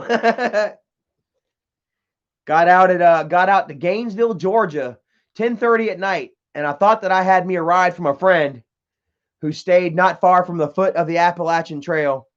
And I get to Gainesville, Georgia, 10:30 at night. He would contact me about 30 minutes before I got there, and he would see some videos that Nikki Floppabelly did about me because she was working with Isaac at the time. You know, that's how they got all that shit about me whenever I was fucked up in my out of my mind. You know, I would be fed. You know, I took the X. I took it and I drank and shit. I did it, but it would be given to me. Michael would pay Nikki Floppabelly to go buy the drugs to give to me. Fresh out of rehab. Michael's giving her money to go buy drugs to put in my face because you know I'm going to eat them. But I did. And then Michael would have her record me silently. Or not even silently because, like, you know, I thought that we were friends. So get me drunk and talk shit and then give the videos to Michael and Isaac. You know, and then all of a sudden my friend would see that video, see some of those videos and be like, I can't help you. My girlfriend saw it. We can't help you, you know? And that's whenever I ended up on the side of the road, you know, Gainesville, Georgia, sleeping in a tent burrito.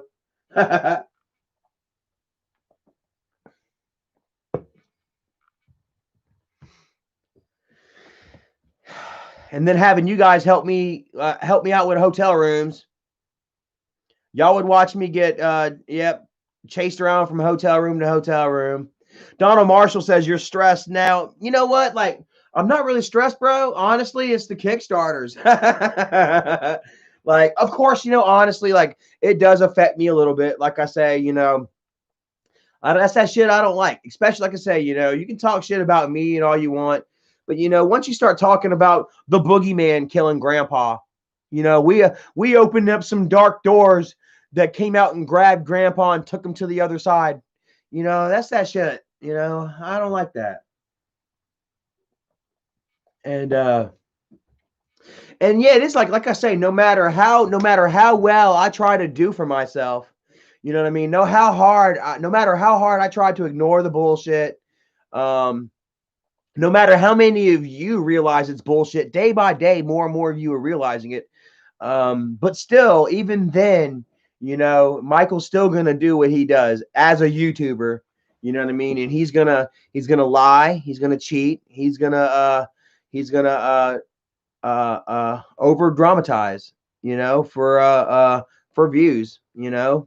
And I've got to understand that, you know, being attached to him, having him as a brother, you know, is just going to be a constant thread of drama in my life.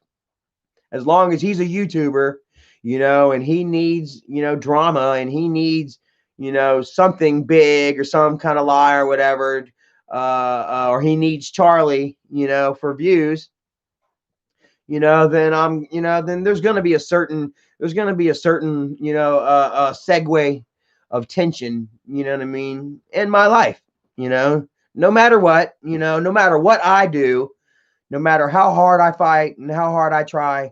But see, it's not that really that bad for me though, guys. Like I say, there was a time where Michael could sit there and oh, what do you got? Cookies, but I burnt them. Oh, oh, they're okay.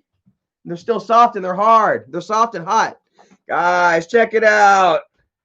My baby love me. My baby love me. She got me some hot, fresh cookies. Chocolate chip.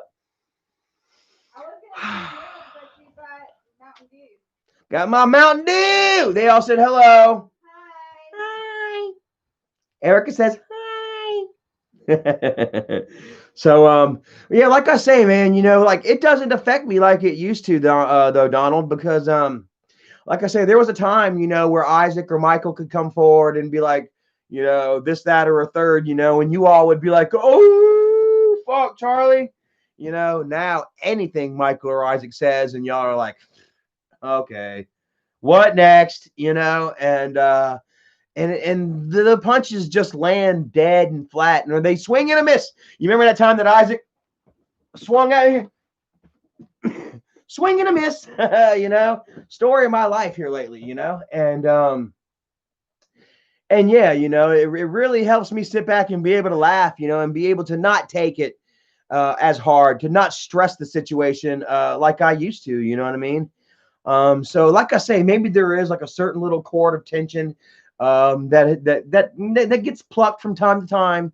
You know what I mean? When my baby brother, you know, tries to use Big Brother for views again, you know, and but you know, as I realize that that's just something that's going to happen because you know my brother is a YouTuber, you know, it's okay, you know, and as long and the more and more that you guys realize that you know Michael is just that, a YouTuber, you know, he is, you know, he's paid to over sensationalize very mundane uh, uh, uh, incidents. You know what I mean? You know, you go to a Michael can't drive through a Burger King. You know what I mean? Without the camera on, and you know what I mean? Like, you know, there's driving through the drive-through and getting you a Whopper, and then there's vlogging it. You know what I mean? And you know, Michael's always stuck in that state of vlogging, that vlogger mentality, as it were. You know, and you know, yeah, you all see it, you know what I mean? Like we all live in the real world, we all see shit for how it really is, and we all experience the inner workings of our society on a daily basis, whereas Michael, you know what I mean, you know, he is his work, he is his working society, as it were, you know what I mean, and he has lost touch, and you all see it, you know. Cindy Potts says he needs to pay you your part. Yeah, Michael does owe me a lot of money. Michael has made a lot of money off of my face, off of my image, um, off of my misery. Michael has made a ton of money off of my misery, guys, because um, like there was a time where I just, you know, like all I wanted to do was just tell you guys, man, I was blowing the whistle just like I'm doing right now. But back then, like on a daily basis, and nobody, it was, you know how hard it was to sit there and think. You know what I mean? And to sit there and tell you all the truth, man. Like, this is what's happening. And nobody believed me. God, it was so hard, man. And here you are. You see me right now. I'm saying the same exact things that I said back then. You know what I mean? And you're all, it's a whole different ball game now. Isn't it crazy how just a little bit of time can change, you know, your views and your opinions of somebody? Well, you know, yeah, you're right. Like I said, I am definitely different too. You know, I'm coming to you all, you know, clear-headed and clear-minded, you know, and you know, you can look at me and be like, yeah, okay, you know, Charlie's straight. You know what I mean? Like, you know, maybe Charlie's telling the truth on this, but whenever I was all drunk and you know, you guys were just like, yeah, Charlie, he's drinking, he's over emotional, and he's just trying to say things for shock value. You know what I mean? Which is what I did a lot. You know, all I wanted to do was just piss people off and shock them. Google, thank you so much, brother. 100%. Yes, that's all I can do, man. It's just keep it 100 with you guys. And that's where me and Michael are different. You know what I'm saying? We're like, where I have built my credibility, you know what I mean, to where I am now, and you all trust me and believe me, and maybe there's a certain level of respect between us. You know, Michael has gone the opposite way. All his lies and bullshit are catching up with him. You know, all the clickbait, you know, all the bullshit, you know, finally caught up with them, and now you know, he looks like a liar. You know, he looks like a desperate YouTuber. You know what I mean? And it's because you know, he's been a very dishonest person. You know what I mean? For too long. You know, you can get away with your bullshit up to a certain point. What was that I said about the turkey? About the turkey that saw the eagle up in the tree and said, "Man, I wish I could get up there top of that tree." And bull eating in the field, he said, "I tell you what, eat some of my poo right here, and you'll get strong enough. You can fly to the top of that tree." So the turkey went ahead and ate some of that poo, flapped his fucking wings as hard as he could. You know, and lo and behold, he flew up to the first branch. Never done it before. He was like, "Holy shit, man, I'm strong. Hell yeah, man, there's something to this." So the next morning he wakes up, he goes out, he eats a little more of that bull's poopy, you know what I mean, out in the field, and he flaps his wings as hard as he can. He goes up to the next branch, man, a little bit higher, you know, and he was like, "Holy shit, man, there's something to this, some proteins or something in that, you know." So the next day, every day, he would go out there and eat a little bit more of that bull's poo poo, you know, and realize that he can fly higher up that tree, you know. And so finally, he found himself up at the very top of that tree, roosted up there, man, feeling good and strong, you know. Well, about that time, the farmer comes out of his house and sees old turkey up there in the tree, takes out his rifle and bow, shoots the tree dead out the tree, and having himself a nice turkey dinner. You know, well, moral of the story is, guys, that bullshit can get you up the ladder, but it ain't going to keep you there. Or how does it go? Bullshit can get you to the top, but it's not going to keep you there. You know, and that's what's happened with Michael. You know, he bullshitted his way to the top, to his maximum level, to his maximum abilities, you know, and then you all saw him standing up there in the top of that tree full of his own bullshit, and you're all taking your guns out now. Pow! You're all knocking him out that damn tree, you know what I'm saying? And Michael is just feeling it, dude. Like, he's hitting every branch on the way down, and he doesn't know what to do, man. You see him scrambling. You see the wings are still flapping. You know what I mean? But that bullshit isn't getting him up the tree. You know, getting him up the tree anymore.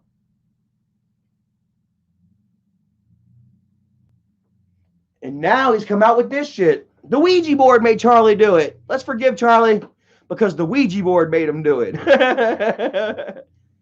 I don't need forgiveness from your pickle touching crew, from your pickle pullers. Because quite frankly, I don't respect any of your pickle pulling fans. You know, anybody that believes you're bullshit, you know what I mean? There's something wrong with them. Easily swayed, and I think that I surround myself with people of stronger moral character.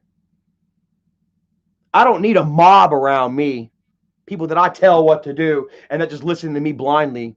I surround myself with friends and colleagues, people that I can look eye to eye with, that I can respect. And that's the difference between me and you.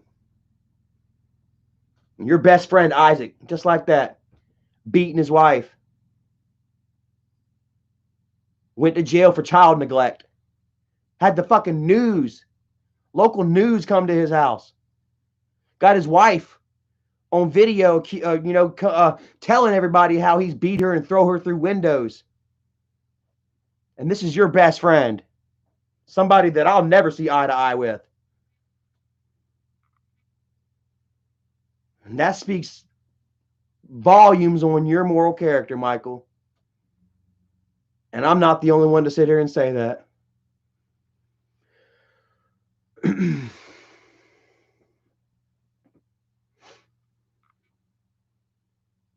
What do you guys think? Mr. YouTuber, Mr. Over dramatized, Mr. Liar, Mr. Accuser, Mr. Imposter. Michael's the imposter. Michael is the one among us that is going to have his ass booted out into space.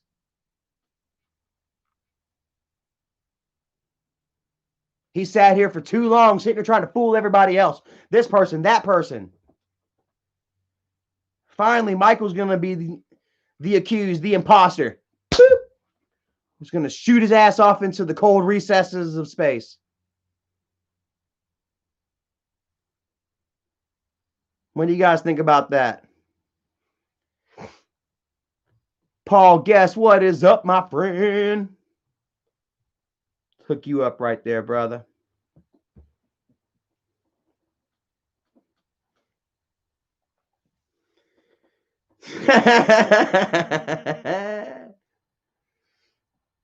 So, you want to talk about evil? You want to talk about darkness? I think I've talked about Michael long enough. What do you think? Mr. Darkness. Brother Darkness!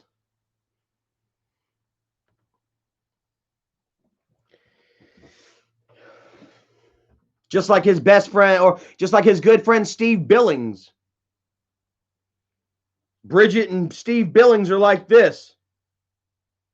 Why don't you go ahead and look at Steve Billings' mugshot with his hair all looking like a freaking drifter. Looking like Pee Wee Gaskin's sidekick. Looking like a homeless Ronald McDonald. Hair. Almost strangled his wife to death. Almost strangled his wife to death. And that's Bridget's best friend.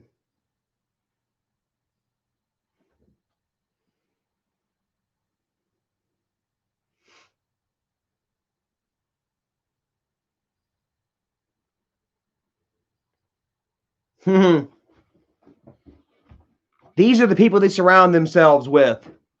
Keemstar, Michael and Keemstar. How many people have you seen Keemstar falsely accuse? How many lives has Keemstar destroyed? Keemstar would tell Etika, "Oh, just do it already. Stop threatening to kill yourself and go do it." Keemstar would tell Etika that. And then after Etika died, Keemstar, "Everybody pray for Etika." That's what Michael and them wanted to do to me. They wanted me to kill myself. Isaac would even go on. Who remembers the live stream where Isaac was like, "I'm not going to quit until Charlie's hanging from a rope"? Who remembers that? That's what Michael wanted. Michael wanted me to go ahead and off myself. And then Michael would have, who knows, Michael would have did a video. "He was my brother, though. I love my brother." 2 years later, he'd be having conversations with me from the other side with a psychic, like he's doing with Dad now. But he'd be doing it with Charlie.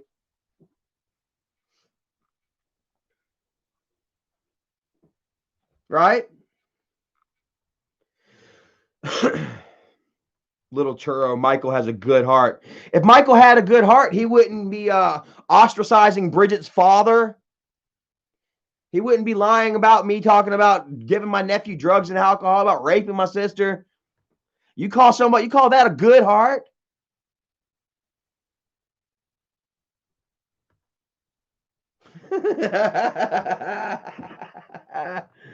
Yeah. You know what? How about we just hide you here, little buddy? If you can't stop saying the same thing, be original. Come original.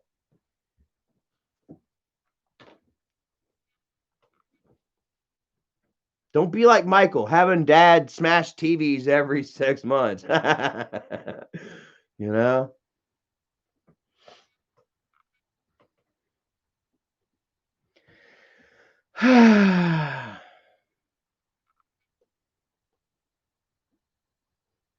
So, I feel like I'm getting a little warm in here now, man. I feel like the energy drinks are kind of settling in now.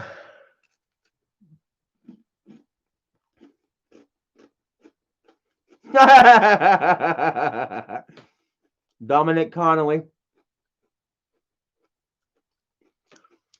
Florinita says, "What's your take on Michael still talking about you being drunk and Grandpa's ghost?" Well, like I just said, saying the same shit over and over again. You know what I mean? Like, he has nothing else to go on. He's a one-trick pony. And and all he has on Charlie now is my alcoholism. Yeah, it's okay. You know what? I'm an alcoholic. You know what I mean? I struggle daily not to drink. You know what I mean? And I win that struggle daily. I win that battle on a daily basis. You know what I mean? And people like Michael, you know what I mean? Those that should be the closer to me than anybody, they're the ones that give me that strength and that fuel. You know what I mean? To come forward and say, "Hey, look, I'm better than what you think." You know what I mean? Michael's scared right now. Michael has no idea how I am, who I am, what I'm capable of anymore. You know what I mean? And he has just watched my star rise. He has watched, you know, all of us come to an accord, you know, while he himself, you know, is just dropped down the tubes, you know. And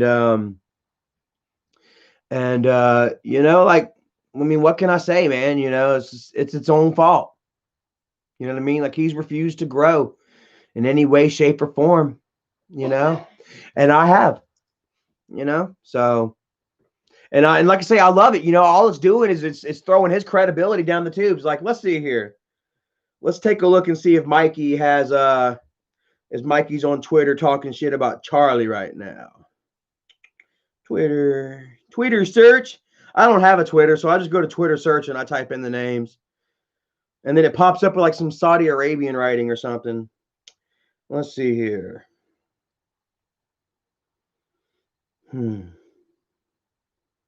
Nah, he's not saying anything right now. But that's what he does say. Let's see if he has his paid troll, which nobody pays attention to anyway. No. Well, so see, yeah, like they really can't say nothing because they know it's all true. You know, it gets to a certain point, you know what I'm saying, where you just really can't defend yourself. You know what I mean? It just is what it is, you know what I mean? And you just got to roll with the blows, you know? And like you guys see, you guys know when I'm drinking, like I can't help but show my ass, you know, you can hear the slur in my voice, you know. You just watch Charlie cross those lines that Charlie would never think about crossing whenever he's sober, you know.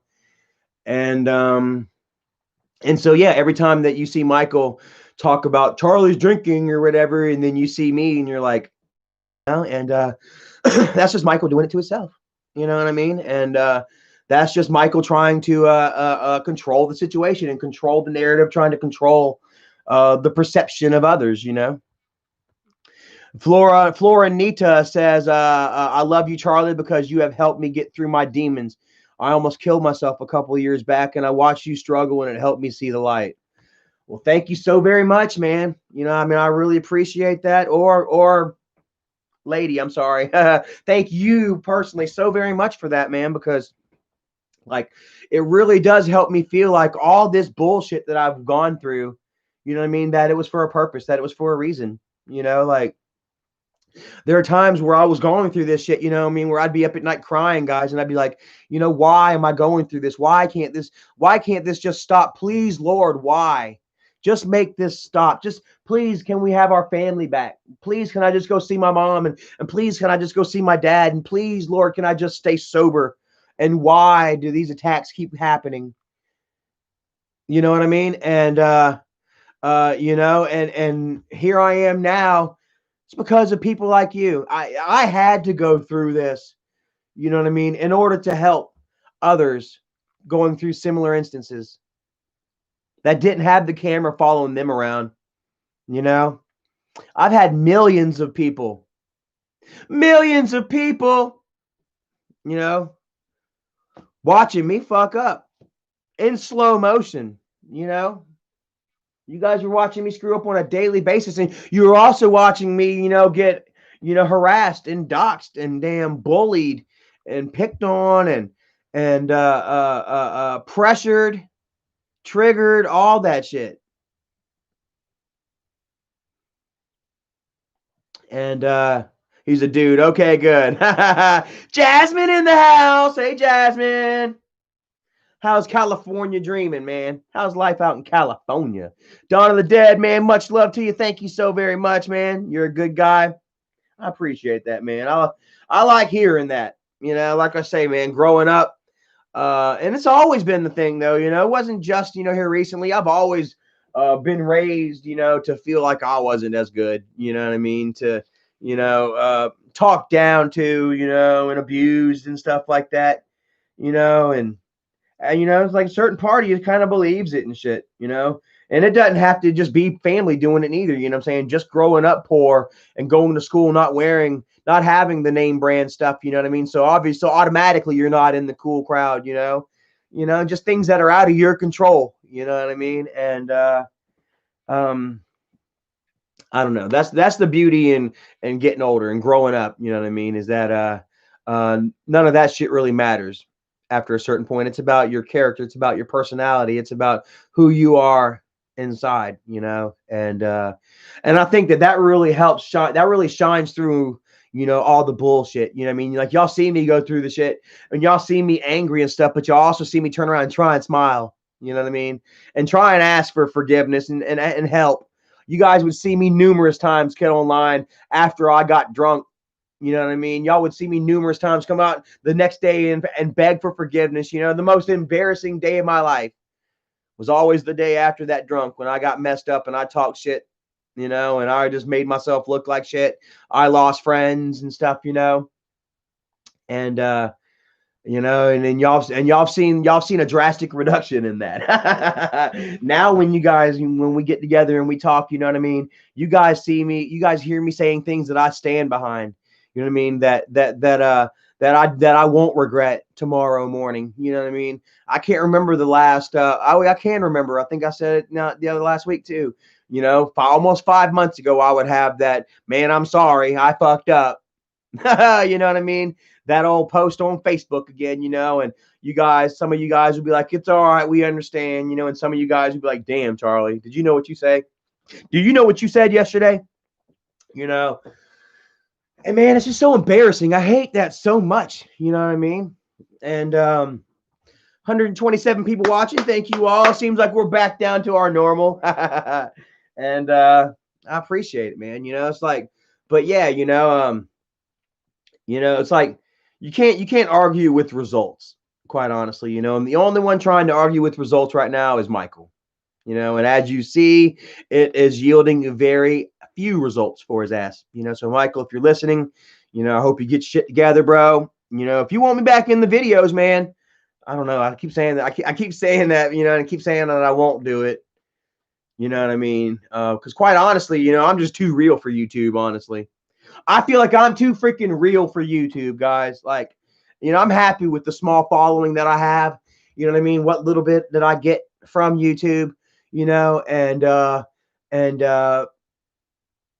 yeah, I won't fake shit for anything. Fuck it. You know what I mean? I don't have these illusions of grandeur of being a 1 million subscriber YouTuber anymore. You know, there's a time that I did. You know, who didn't? Who doesn't have that thought and that dream when you enter the game, you know? But, you know, priorities have changed, you know what I mean? And yeah, I'm not going to be that type of person that has to be that character. Michael has to wear his diaper on dumpster fire, huh? McDaddy Nuggets is making Michael wear his diaper on dumpster fire. You know what I mean? Michael's got to go wear a fucking diaper for McDaddy Nuggets. Charlie don't. Why? Because I'm not a character.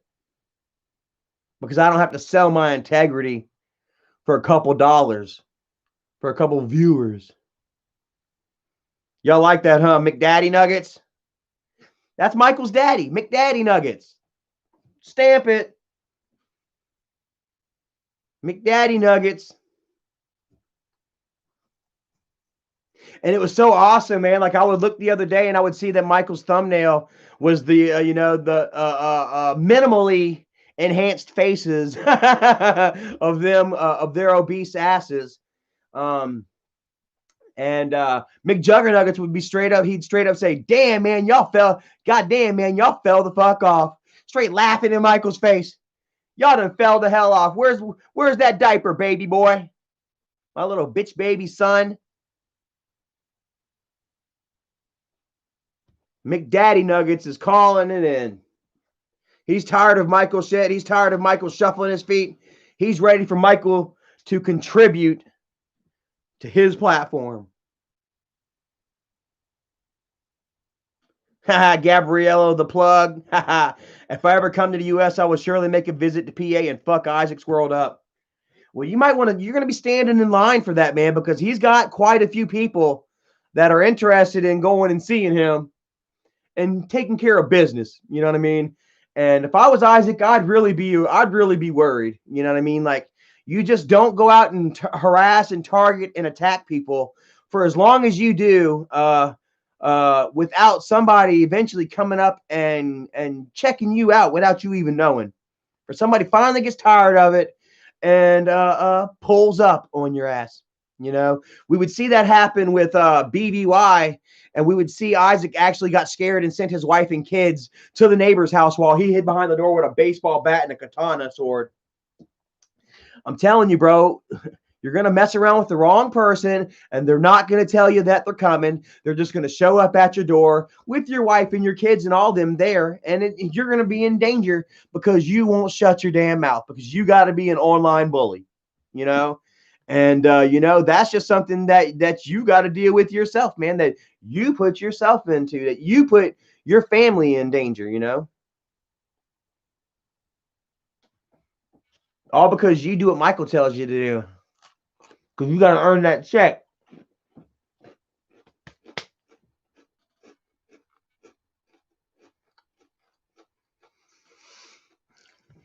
Florinita says, what's with Isaac? I said Isaac is just Michael's paid troll. Isaac is the one that Michael has paid to try and solicit nude photos from Tina's underage son, Albert. Michael is trying to get the trolls, as we speak, trying to get the trolls to troll Albert Dandridge into giving new photos of himself so that they can blackmail him. An underage child.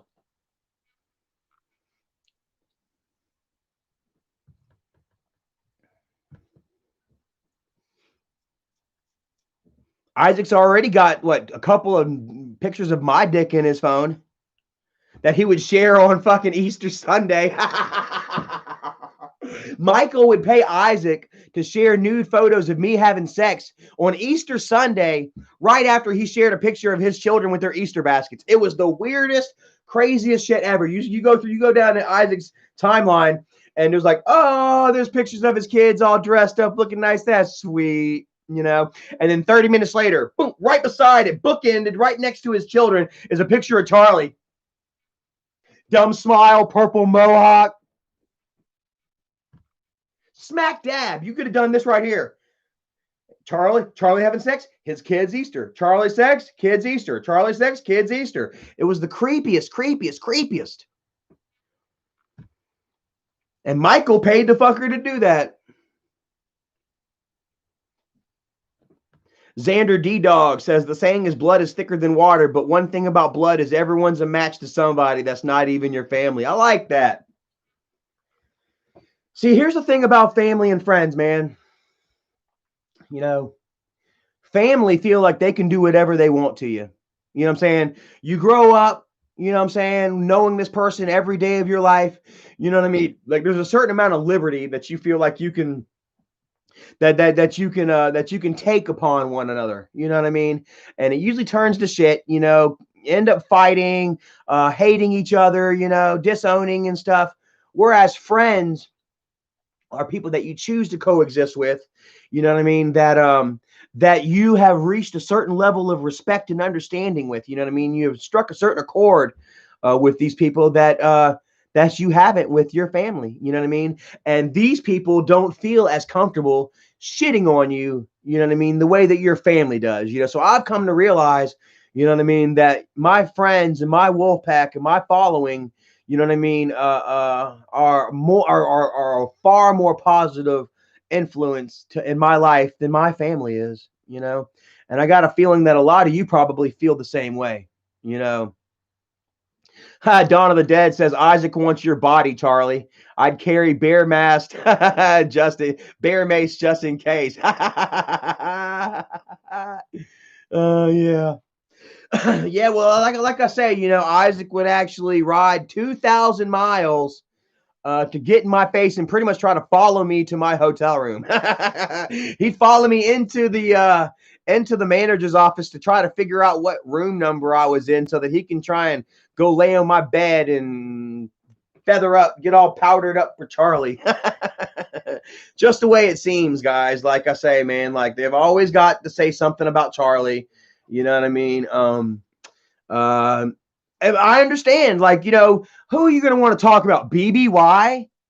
You want to talk about Tyke, Tuna, Mrs. Wonderful, None of these people give you guys the views that Charlie does.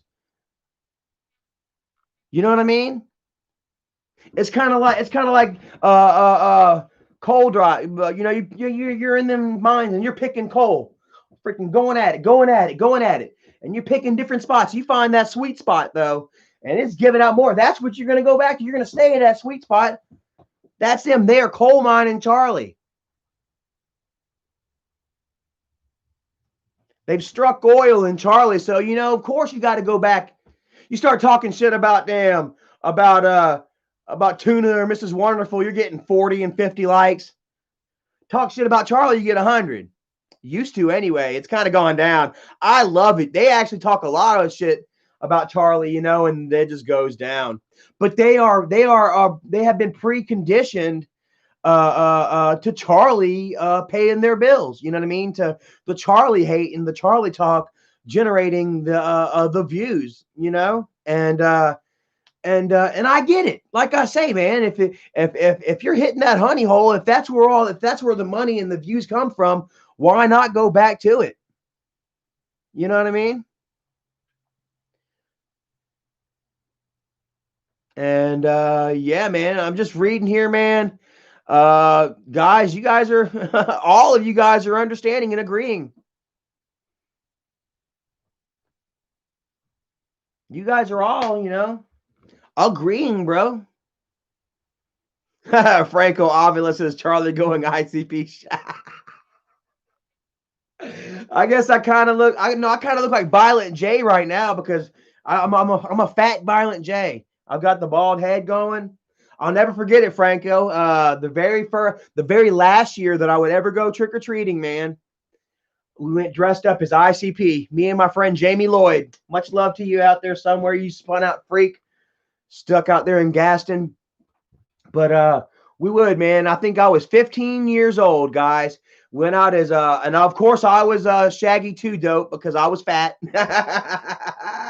and and we went out trick or treating, man. The very first house that we went to, we knocked on the door. I swear we weren't but 15. Knocked on the door. This girl opens the door, looks right at us, and says, "Aren't y'all too old?" And man, our spirits were crushed. She didn't even give us candy. She shut the door. Man, our man, the wind was let out of our sails, and we moped all the way back to his grandma's house, which was like 2 blocks over. We got to his grandma's house, full blown party, bro. Jamie's family, they like to get fucked up. They like to have fun on the holidays and shit. And they had everything: Goldschlager, Jägermeister, vodka, tequila. They were smoking, they were snorting, all that shit, you know. We got us a couple of beers and shit. It was so crazy. Like, well, let's go back to my grandma's. You know, I thought our night was going to be ruined. We get back to grandma's house, blowout. We get freaking wasted. Go back to this girl's house, and we take her pumpkins and smash them all over her cars. And then we did something very graphic to her doorknobs. I can't describe. I won't describe with you all. But we would smash the pumpkins all over her cars and do something graphic to her doorknobs. And yeah, that's what you get when you don't give nobody no damn candy. I got to tell you what, man. Oh, man, you want to talk about being too old for trick-or-treating, guys. Back in Trailwood, man, these kids, man, 15, 16, 17-year-old, 18-year-old kids would come out there on Halloween night. They wouldn't even be wearing costumes, but they got candy bags. And you better give them some fucking candy, too, or they're going to mess your house up. Man, there was no saying, aren't you a little too old, or shouldn't you be wearing a costume? I swear to God, kids just walking up, no costumes whatsoever. Look right at you, stone. Not even say trick or treat. Just be like,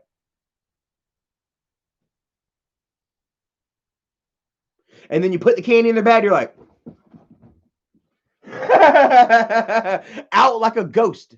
Not even a word said unless you tried to talk to them, you know, and talk them out of getting any candy. So, oh man, yeah, you know, I don't know, man. We're coming up on 2 hours, guys. I feel like I've touched base on a lot of topics here. I feel like once again I've expressed myself the right way. I don't feel like I've said anything that I regret. And I feel like a lot of you guys understand where I'm coming from, and you guys believe me. So says Donald Marshall says the debate is on. That's probably what Erica is in there watching, man. Part of the reason why I wanted to come in here, man, like I'm so tired of the politics. Woo! I didn't want to watch the debate, but yeah, Erica does, so she's in there watching it, and I'm sure a lot of people are watching it as well. If any of you guys were wanting to watch it, I'll go ahead and let you get back to it. Jasmine, thank you so much. Got your back, dude. I appreciate that, man. Like I said, it really means a lot, and I'm not going to let you guys down. You know what I mean? This is just something that is just going to continue to grow. Do you hear that, Michael? I'm not going to damn relapse. I'm not gonna damn throw away all of what I've created right here, and man, just understand, you know what I mean, that there's nothing you can do or say that's gonna ever take me back down to the place that I was before, and that you might as well just go ahead and stop, bro, because you're only making yourself look like an idiot now, and people are just seeing through your bullshit, so.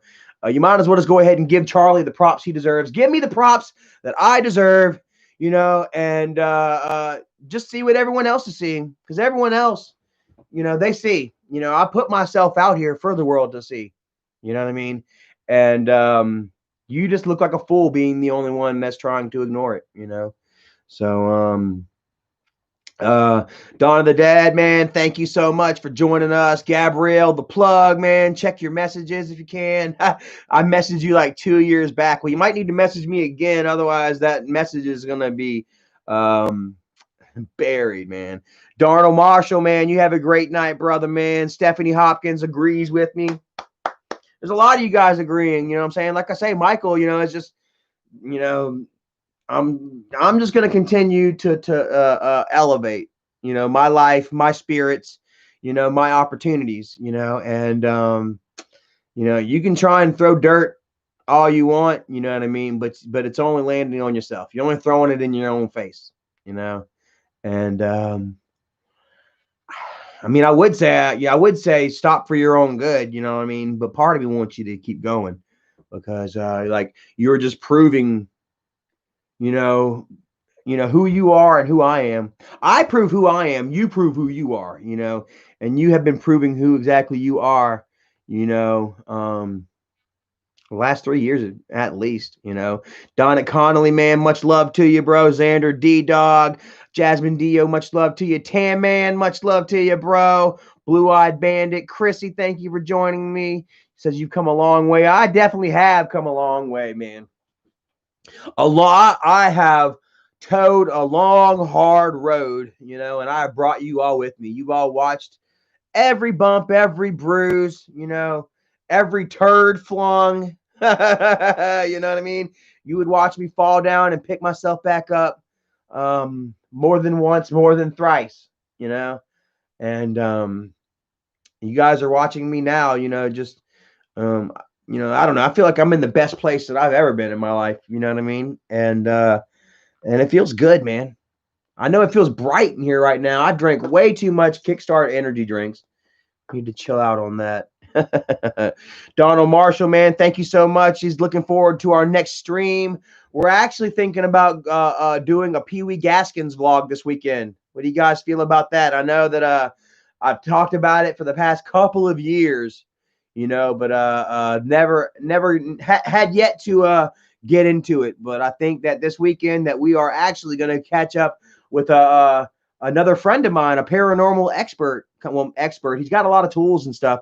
A paranormal investigator friend of ours that knows where the mass burial graves that Pee Wee Gaskins had hidden out deep in the woods of Prosperity, South Carolina, and yeah, we're gonna go vlog it this weekend. We're gonna get in touch with our paranormal side, and I really feel like after this video, I will definitely need to burn this sage. I don't need any of Pee Wee's evil identifying with my father's blood inside of me. Holy crap! Because I do believe that Dad actually knew Pee Wee, but I'll get into that, later on. you know.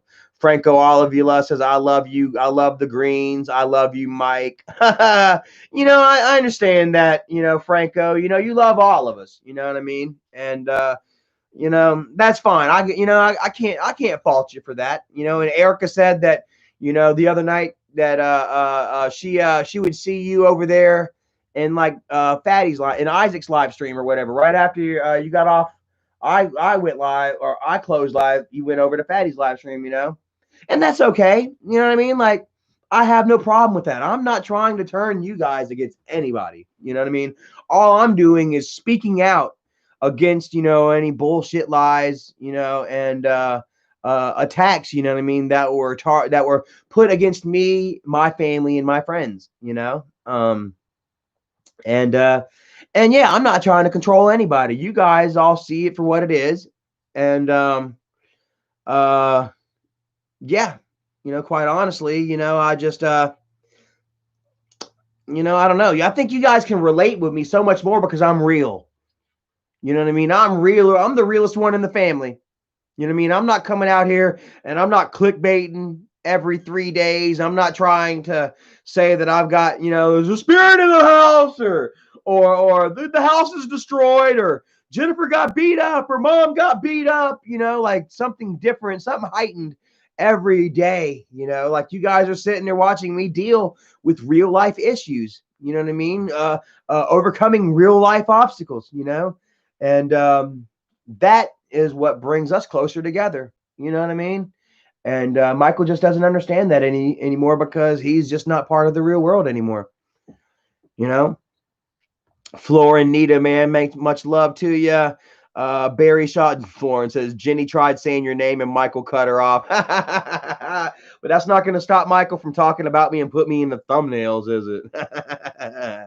Yeah, but Jennifer don't really need to say my name anyway, unless it's the truth about Charlie Chill, the real truth, you know, as it were, you know. Donald Marshall, man, you have a great night, man. Thank you so much for joining us. Franco Alabala, Corey, thank you for turning that wrench. Y'all really didn't have to work too hard tonight, did you? I don't know. I normally don't read the comments too much. Did y'all have to mute many people or I didn't see many comments being deleted. Well, hopefully y'all's jobs are getting a little easier day by day. Kevin Jerfus, thank you so much for turning that wrench for me, bro. Paul says he was baked, so it was cool. Yeah, just take your little buzz, get you a little buzz, and just kind of delete. Yeah, Barry Shaw says, yeah, Michael's YouTube land is over. YouTube isn't the same landscape that it was even a year ago, you know. This whole new woke movement has really woke people up to just how YouTubers are. You know what I mean? Like, yeah.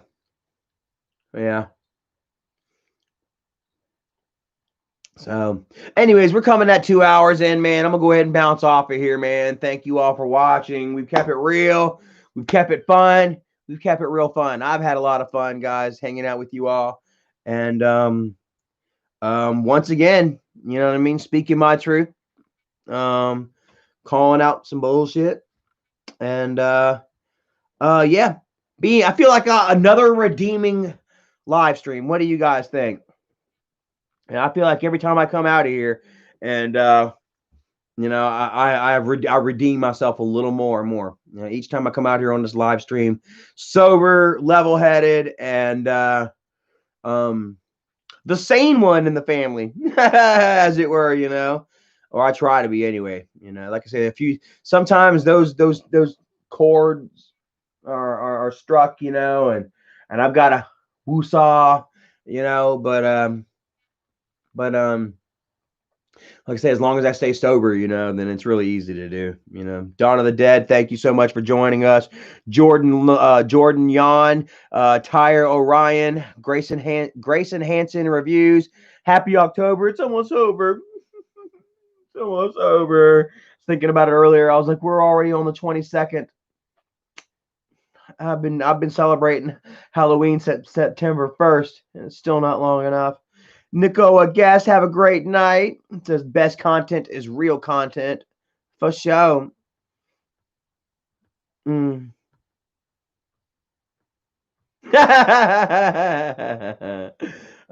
Future Lord Akeem, man, thank you so much, brother. What's that? What'd he say?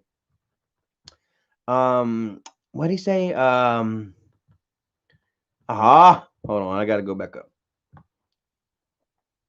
Mr. Green, brother, go to Blondie Rocks channel. Blondie Rocks.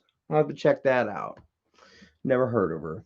Dawn of the Dead, much love to you. Says every day is Halloween. Hell yeah, man. In your heart.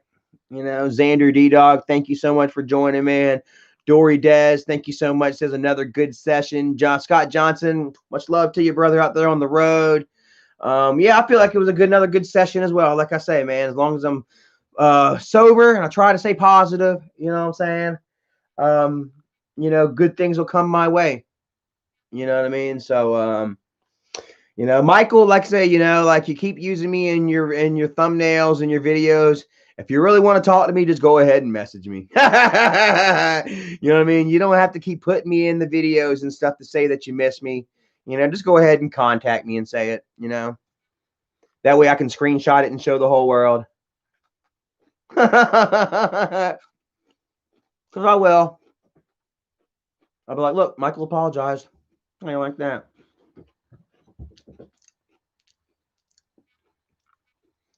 I know you miss me. That's why you got me in your videos.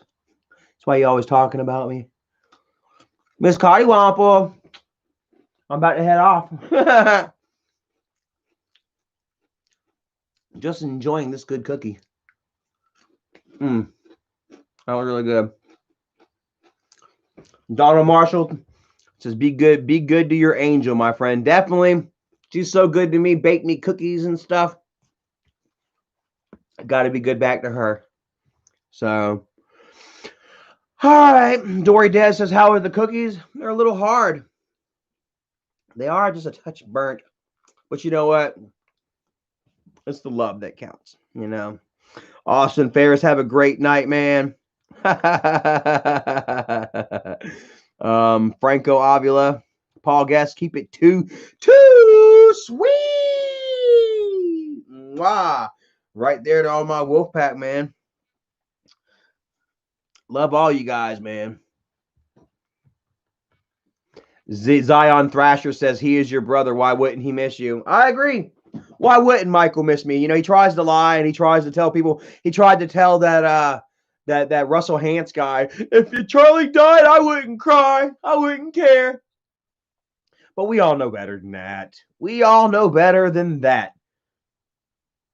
Of course, Michael misses me. You know what I'm saying? If not for the brotherly love, then he definitely misses me for the videos. You know what I'm saying? Because like, why is he still using me in the videos? You know, using my likeness, my character, my face, and my name in his videos. You know, if he didn't miss me, if he didn't want me in the videos, you know. But like I say, I just can't co-sign the bullshit with Charlie did hit Bridget, but the Ouija board made him do it. You know, like I'm not gonna co-sign that shit. You know what I mean? Like Michael wants to be real about it. You know, we can do something real. We can talk real. We can be real.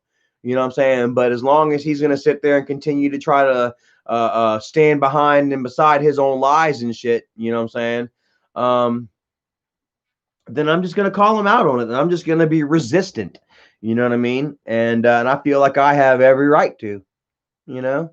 So, yeah, Donald Marshall says that he is desperate now. No views. You know, like I say, there was a time where he can throw Doug under the bus, or he can throw Tuna under the bus, or me under the bus, or he can do a video about dad and get 1 million views, you know? And it's just not there anymore, you know? And, I got to be honest with you. You know, even having me back in the videos, I really don't see it happening. Dad was a one of a kind. You know, nobody can replace Dad.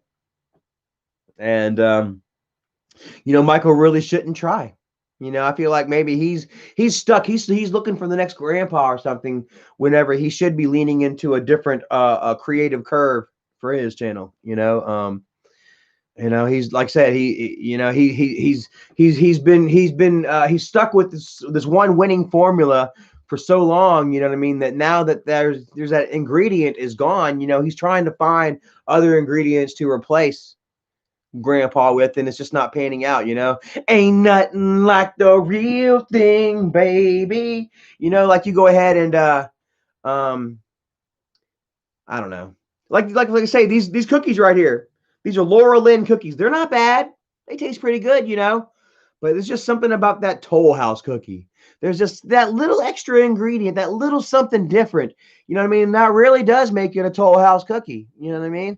And and that's where Michael is. Michael's channel is the Laura Lynn cookie now that Dad has passed on. You know, Michael. You know, you guys are used to eating Toll House cookies, and now Michael's trying to give you burnt Laura Lynn's. You know what I mean? Trying to pass it off as the same thing, and you guys are just like, no, it's not. You know, and so yeah, Michael is sinking and he's flailing and he's trying, but you're going the wrong way with it, man. If you want Charlie back in your videos, man, you're gonna have to do it a different way. You're gonna have to not. You're gonna have to stop standing behind your lies and bullshit. You know what I mean? And you're gonna have to sack up and show some integrity, show some heart, show some backbone. You know what I mean? Show some genuineness in your life because I don't trust you. And not many other people in YouTube land trust you either. You know, and that's your own fault. Grayson Hanson Reviews says you'll be the one out of many to destroy kid behind a camera. Well, I told Michael, I was like, bro, I was like, you know, stop mentioning me or I'm going to be the one to destroy you. I'm going to be the one to bring you down. Because I'm the real one here. You know, I know way too much shit and I have way too much credibility now. While Michael is sitting here, damn, paying people to act like psychiatrists or psychics and talking to spirits and ghosts, you know what I mean, and writing himself letters in the mailbox, you know, talking about his mother getting beat up and shit, you know, like he's just brought his credibility and his reputation to an all-time low. Franco Avila says, what would you do if Mike showed up in front of the crib? I told you what I would do. I would get Erica to start recording, and then we would proceed from there, see what he wants. I wouldn't fight him or anything because I'm an adult. I don't fight. You know, people laugh, oh, you're going to fight. You would run from a fight. You'd call the cops if somebody tried to fight you, you'd call the cops. Isn't that what you're supposed to do? Isn't that what you're supposed to do to stay out of trouble? I would have Erica start recording, and I would hear Michael, and I would hear what he had to say, and if I didn't like what he had to say, I'd shut the door in his face.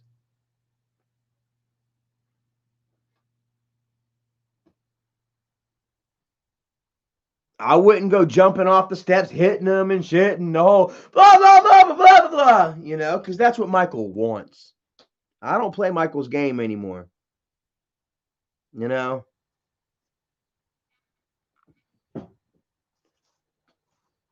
True. I respond every time that he has something to say about me, or every time that he uses me for clickbait or what have you. I do respond, you know, but I don't respond in the way that he would like me to. I don't get on here and rant and rave and curse and throw out personal attacks and slurs. You know, here I am dissecting it and being very clinical and very open.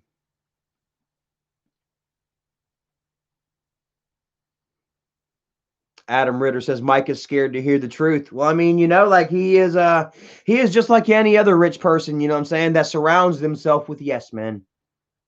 Right? And if you don't tell Michael yes, then he casts you aside. Look at his Twitter. He only gets what 15, 20 comments per post, and that's because he's deleting all the other ones. You see no comments of criticism towards him whatsoever. And that is a scary thing. I can understand deleting vile comments of people calling you fat and bullying and shit like that. But when your own following, when your own fans and supporters can't even express an honest opinion with you without you blocking them and banning them and removing their comments and censoring them, you know what I mean? Well, then you're crossing very dangerous ground. You know what I mean? People have freedom of speech. People have the right to feel how they feel. That's why I don't get involved with politics and religion, because everybody is entitled to their own beliefs and opinions, And then when you go out here and you try and censor these people and you try and control their opinions and beliefs, you know what I mean? Well, then you're nothing but a dictator. You're a tyrant. You're a Saddam, And that's where Michael is right now. And that's why eventually, his statue is going to be toppled over and all of his own people are going to be like, yay!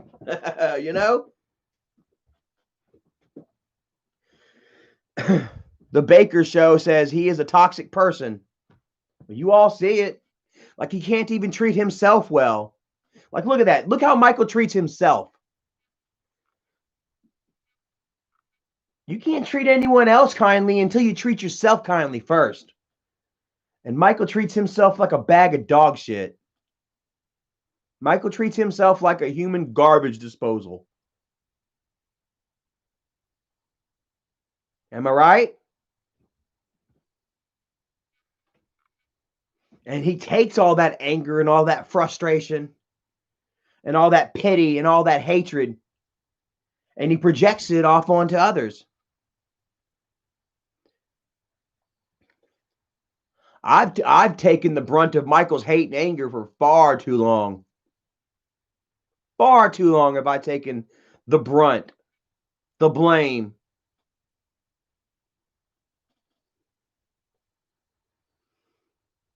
After a certain point, Michael, you got to own up to your own shit, man. You can't continue running from your own reflection.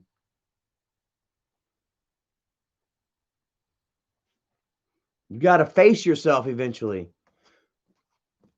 And you've got to atone. Like I say, if you're haunted by anything, it's by your own past actions. You're haunted by all the people's lives that you've ruined, that you can't say sorry for, that you want to apologize for, but you just can't. It's that guilt that's just eating you alive.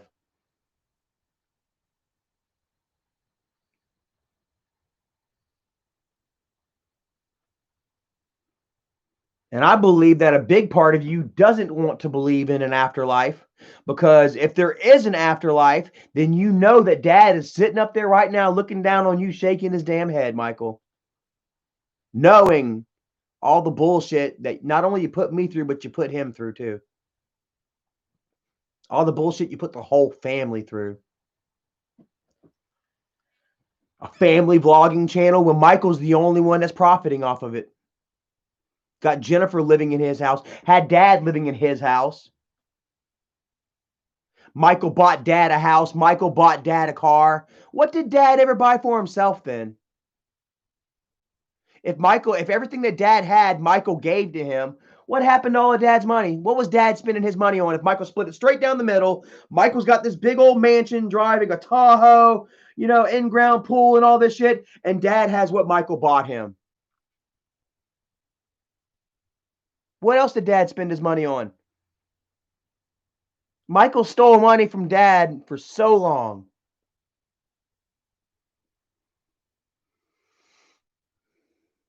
And Michael's got to regret that. So much regrets that Michael's living with that he's going to have to die with, because he can't apologize to me for that. The only person that he can make amends with that is Dad. And Dad will be on the other side waiting for him. You ain't got to believe. Dad will give you a nice big old hug, a kiss on the cheek, and watch you get dragged into the pits of hell. Crying, saying, I can't help my boy out now. I wish I could help my boy. while you're just sucked into that infernal flames.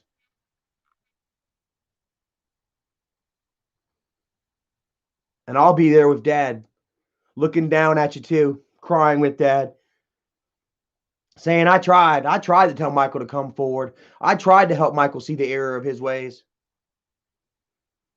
What's that it says in the Bible? It says it's easier for a rich man. It says it's easier for a camel to pass through the eye of a needle than it is for a rich man to enter the gates of heaven. Why is that? We see it with Michael right now, that God complex. Michael is the center of his universe. Michael is the creator of his fortune. He has no room for a God in his life because Michael is his own God. And that's what money does to you. So if it takes me to stay poor like this and keep my soul and inherit that everlasting life, then I'll take it. I'll spend the next reality with my Father while you don't. It's going to take a lot, Michael. You've done a lot. You've dug yourself in. I fell and hit the pit. You fell and hit the pit. We all fell in the pit. But Charlie climbed out. I was wallowing down there in the pit with the pigs, as it were. You know what I mean? But I crawled myself out. Michael's still stuck in that pit. Dawn of the Dead 420 says, either way, he spit in the food, which is messed up. Like, I got to tell you, bro, fake. It was all fake. It was all staged. That wasn't real. Michael probably made like a fake pot of chili, spit in it, and then put it over to the side, and everyone ate the regular chili. Everything that Michael's ever done was fake. Staged. Choreographed. Replayed. Like, there are a bunch of videos that they did, that instances that happened in our childhood for real. You know what I mean? That they would recreate for video. That's why, you know, early on when I found out about Grandpa's channel and shit, I couldn't watch, guys. I would watch these videos and it would just remind me of my childhood. And I would be like, man, how can people sit here and laugh at this shit? You know, I lived through this. I watched Dad berate my mom, call her a no good piece of shit, worthless dog on a daily basis, you know? And then Michael would record that shit and people are laughing at it, you know?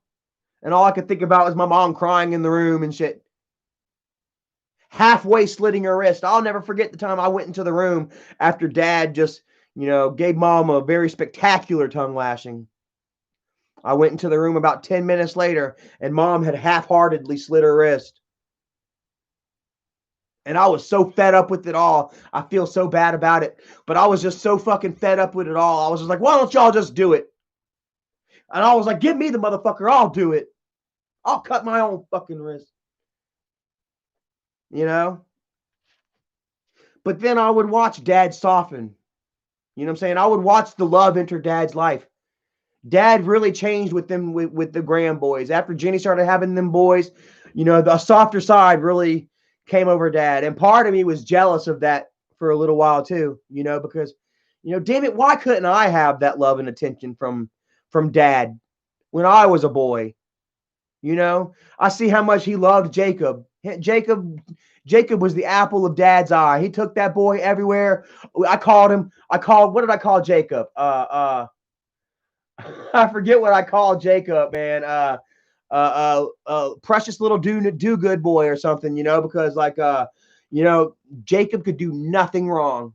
You know, Dad defended that boy to his death, you know, literally. And part of me at first was jealous of that. I was like, why couldn't I have that with my dad? Why couldn't he be loving with me like that? You know, but then it went from that, you know, just, you know, seeing Dad just being that loving, kind person, you know what I mean? And, you know, watching the videos, you know, I won't forget it. I remember when I would actually notice that dad was actually bigger than just my dad. We were sitting out on his back deck, and Lauren was actually recording a Halloween video. Dad was trying to tell a scary story, and it ended up bombing. I'm not even sure that Michael has the video anymore. They didn't use it. You can tell dad was trying too hard to think up this story. But I was sitting there watching him anyway, and just like something just came over me. I looked at dad, but within dad, it was like I was seeing dad, and then behind dad, I was seeing all of you. You know what I mean? And I was just seeing dad try his best, try his hardest. I was seeing a new person. You know what I mean? Like I wasn't seeing my angry father, guys. You know what I mean? I wasn't seeing my drunk, mad dad. You know what I mean? Sitting there in his chair, shit, rocking back and forth from that anxiety so fucking hard that he would end up pushing his chair back 3 feet. He would have to slide his chair every couple of hours. He'd have to slide his chair a couple feet closer to the TV because he done rocked himself so far back from anxiety. Cigarette after cigarette, worrying and no life. You know what I mean? And you know what I mean? You all changed that. You all gave my dad something to live for. You know what I mean? And you brought a new purpose to his life. You know what I mean? And he embraced it. You know what I mean? And it came to him at a time where he could embrace it. You know what I mean? Where he was old enough and wise enough to learn from the errors of his ways. And he would have that edge softened by those grandboys. And it really came to him at the right time. And he took it and he ran with it and he tried to give you guys everything in him. Even that night, whenever I was watching him, he was reaching in and he was trying to think of the next lines to tell you and stuff like that. Little quick little pauses in the story while he's trying to think and stuff. He was doing all that for you, and I was just like, damn, that I saw dad in a whole different light after that. And I was able to kind of start watching some of his videos. You know what I mean? Like I would start watching more. You know what I mean? And but it would definitely take me actually getting closer to my dad. You know what I mean?